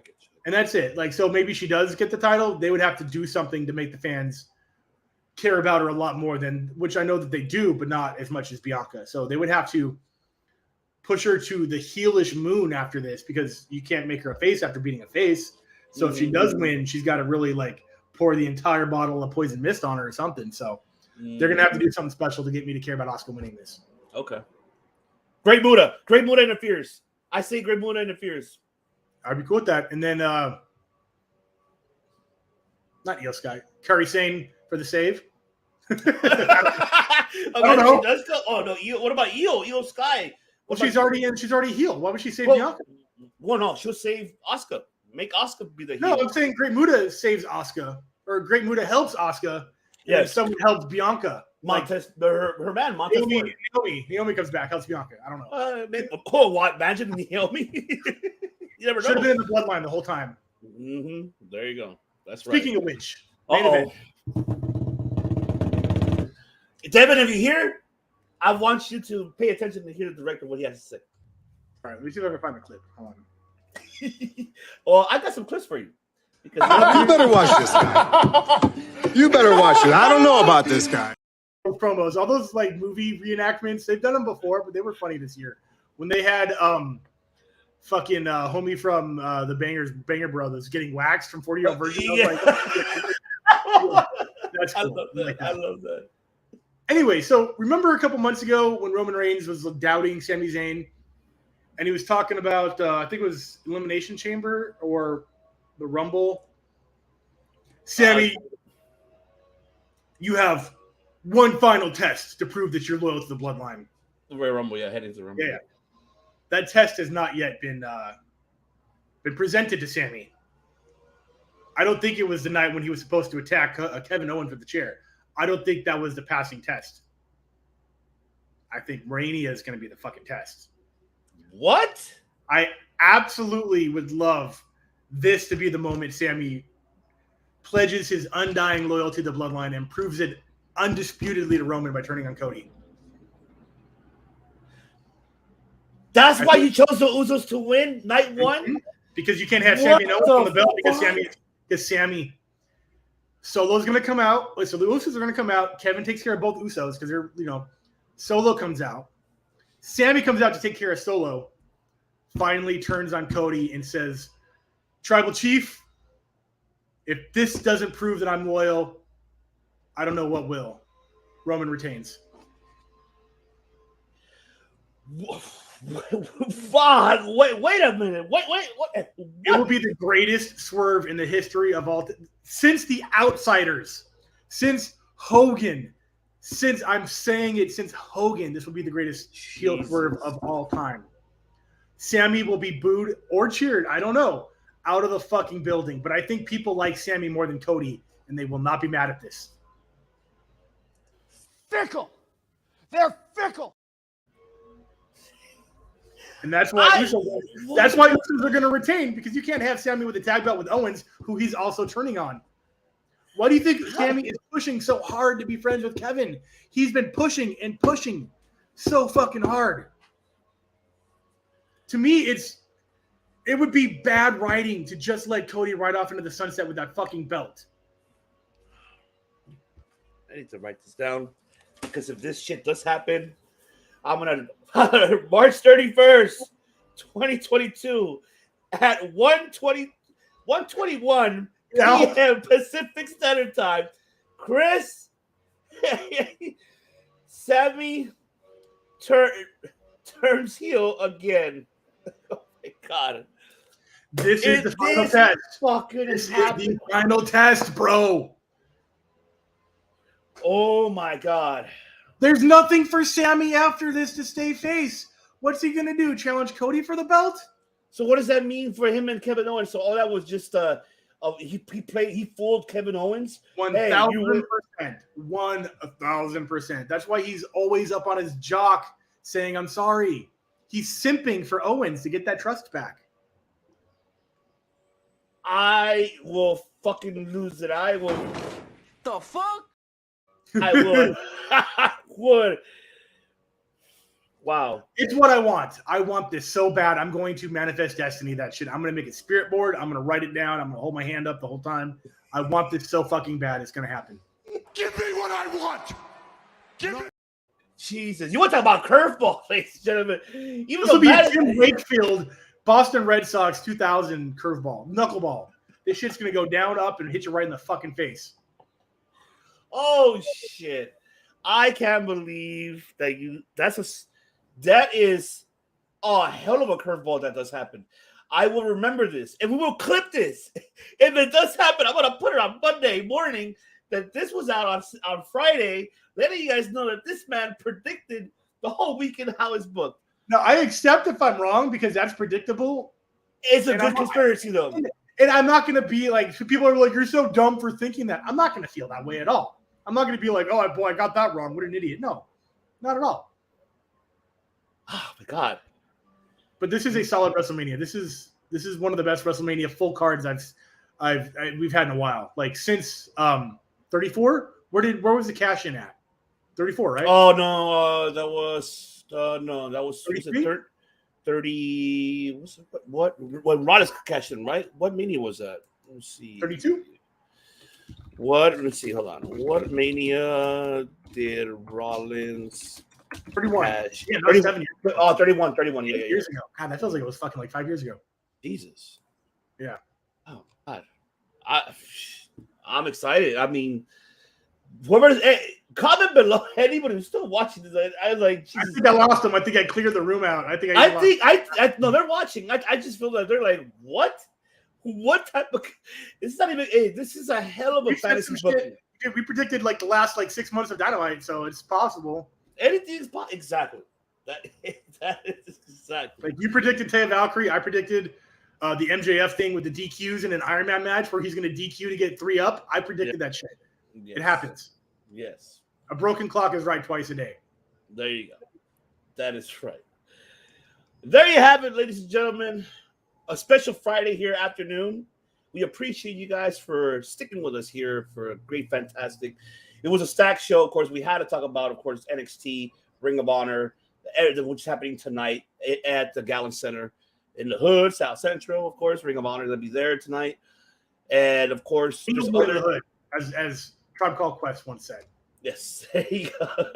And then, of course, we do have NXT tomorrow in the morning. That's going to happen, in the morning, I believe, at 10 a.m. our time.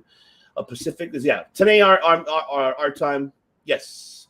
And then, of course, WrestleMania, everything. Oh, and SmackDown is tonight. I'm looking to see the Hall of Fame. For shit that happens tonight. Oh, that's right. And then the Hall of Fame tonight. One thing before we end it here, I was going to say, what about that? That 4-way of the women's tag match? I said on the prediction show for WrestleBread, what about if Becky and Lita loses those belts tonight to Ronda and Shayna, and they go on defending it that weekend? That match would have already been. It's SmackDown. Anything can happen. I know, but I think that if there was going to be a title match in WrestleMania, they would have already established that. That's true. I mean, you never know. I mean, but yeah. Let's see. I love the theory. I think the face sweep both main events walking to Raw was Cody Sami. Okay. That's what Tim is predicting there. But I mean, this is a hell of a theory that the director got. I tell you that is a hell of a, and I'm gonna be paying attention for sure. But yes, speaking of paying attention, don't forget if you're watching also not only just Circle of Debate YouTube channel, if you're watching on the Bloodline, make sure later on to that day you're gonna have another stacked show. You're gonna have, of course, Top Rope. Dom will be on, of course, with Wendy and Bruce at 8:30 Eastern Time, just 5:30 our time Pacific.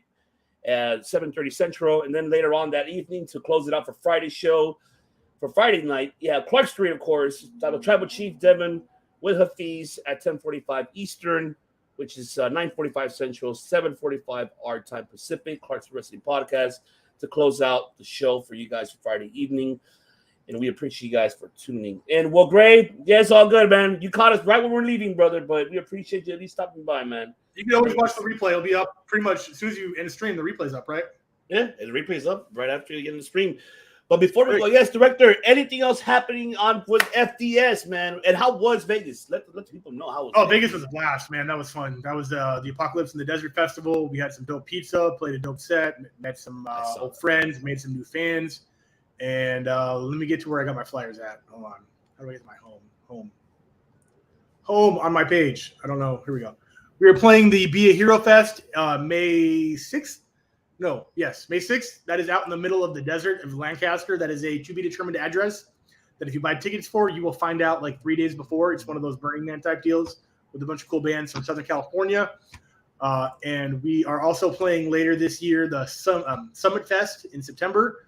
That is going to be in Ohio, with a bunch of cool bands like Skylar Drive, Johnny Craig, The Bunny the Bear, Vampires Everywhere, some bands we've actually toured with before.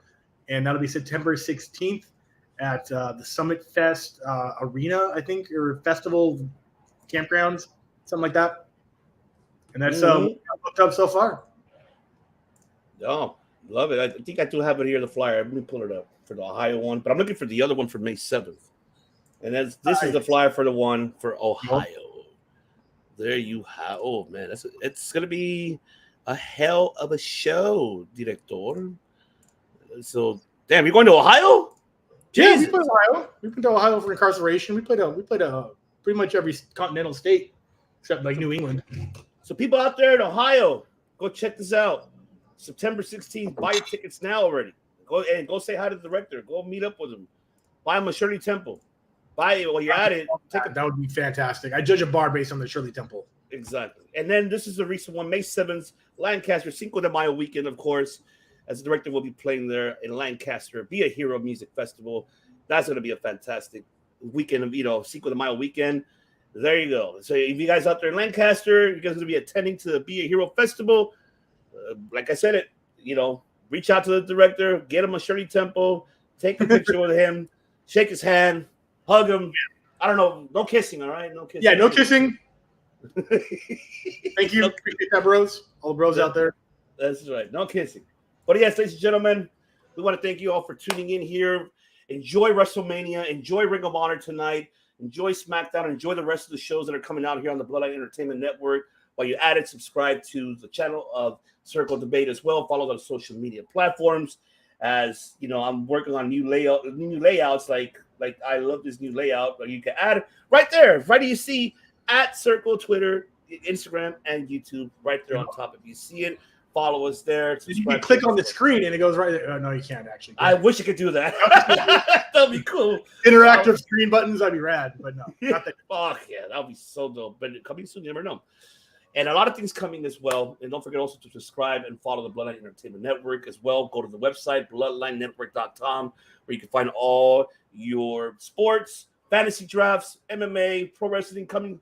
Hopefully we get music from the director, music reviews. He can probably put it up there too. And he wants to give his 2 cents.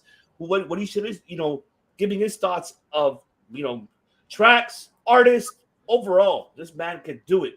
You can also follow the director on social media as well. Follow the director. Go to our link tree. You can follow him there. Follow FDS. And believe me, you'll get some good shit from the director. That's right. So, ladies and gentlemen, enjoy the rest of your afternoon, the rest of your evening. This is, of course, the host series One I've Been Seeing with my other host, mi hermano, mi sangre, the director himself. You too, Tim. Have a great weekend. And also, don't forget, I forgot to mention one thing. My apologies have been also tomorrow on Twitch exclusively. Bloodline Entertainment Network will have the WrestleMania live watch along night 1. Maybe the director might tag along with them here and there. Jump on in and say hi to Tim. I might do a pop meme when I'm right about that main event. Okay, there you go. So yes, do not forget as well. Follow Twitch on Bloodline Entertainment Network so you can subscribe. Night 1, watch along with the Bloodline family. You're gonna have Nick. You're gonna have Tim. You're gonna have Devin. You're gonna have Dom, JD. Hopefully De Niro. And, of course, the director, he'll be coming in and out. So it's going to be fun. So don't forget, ladies and gentlemen. But, yes, once again, my apologies. Enjoy. Au revoir. I bid you adieu. Good day. Good night. And goodbye. Bang. Bye. Bang, baby. Peace. Stanford Stooge. You want to? Wrong one. Must bid you adieu, a goodbye, mwah, and good night. Oh my God, it's so great. Bang! Yes!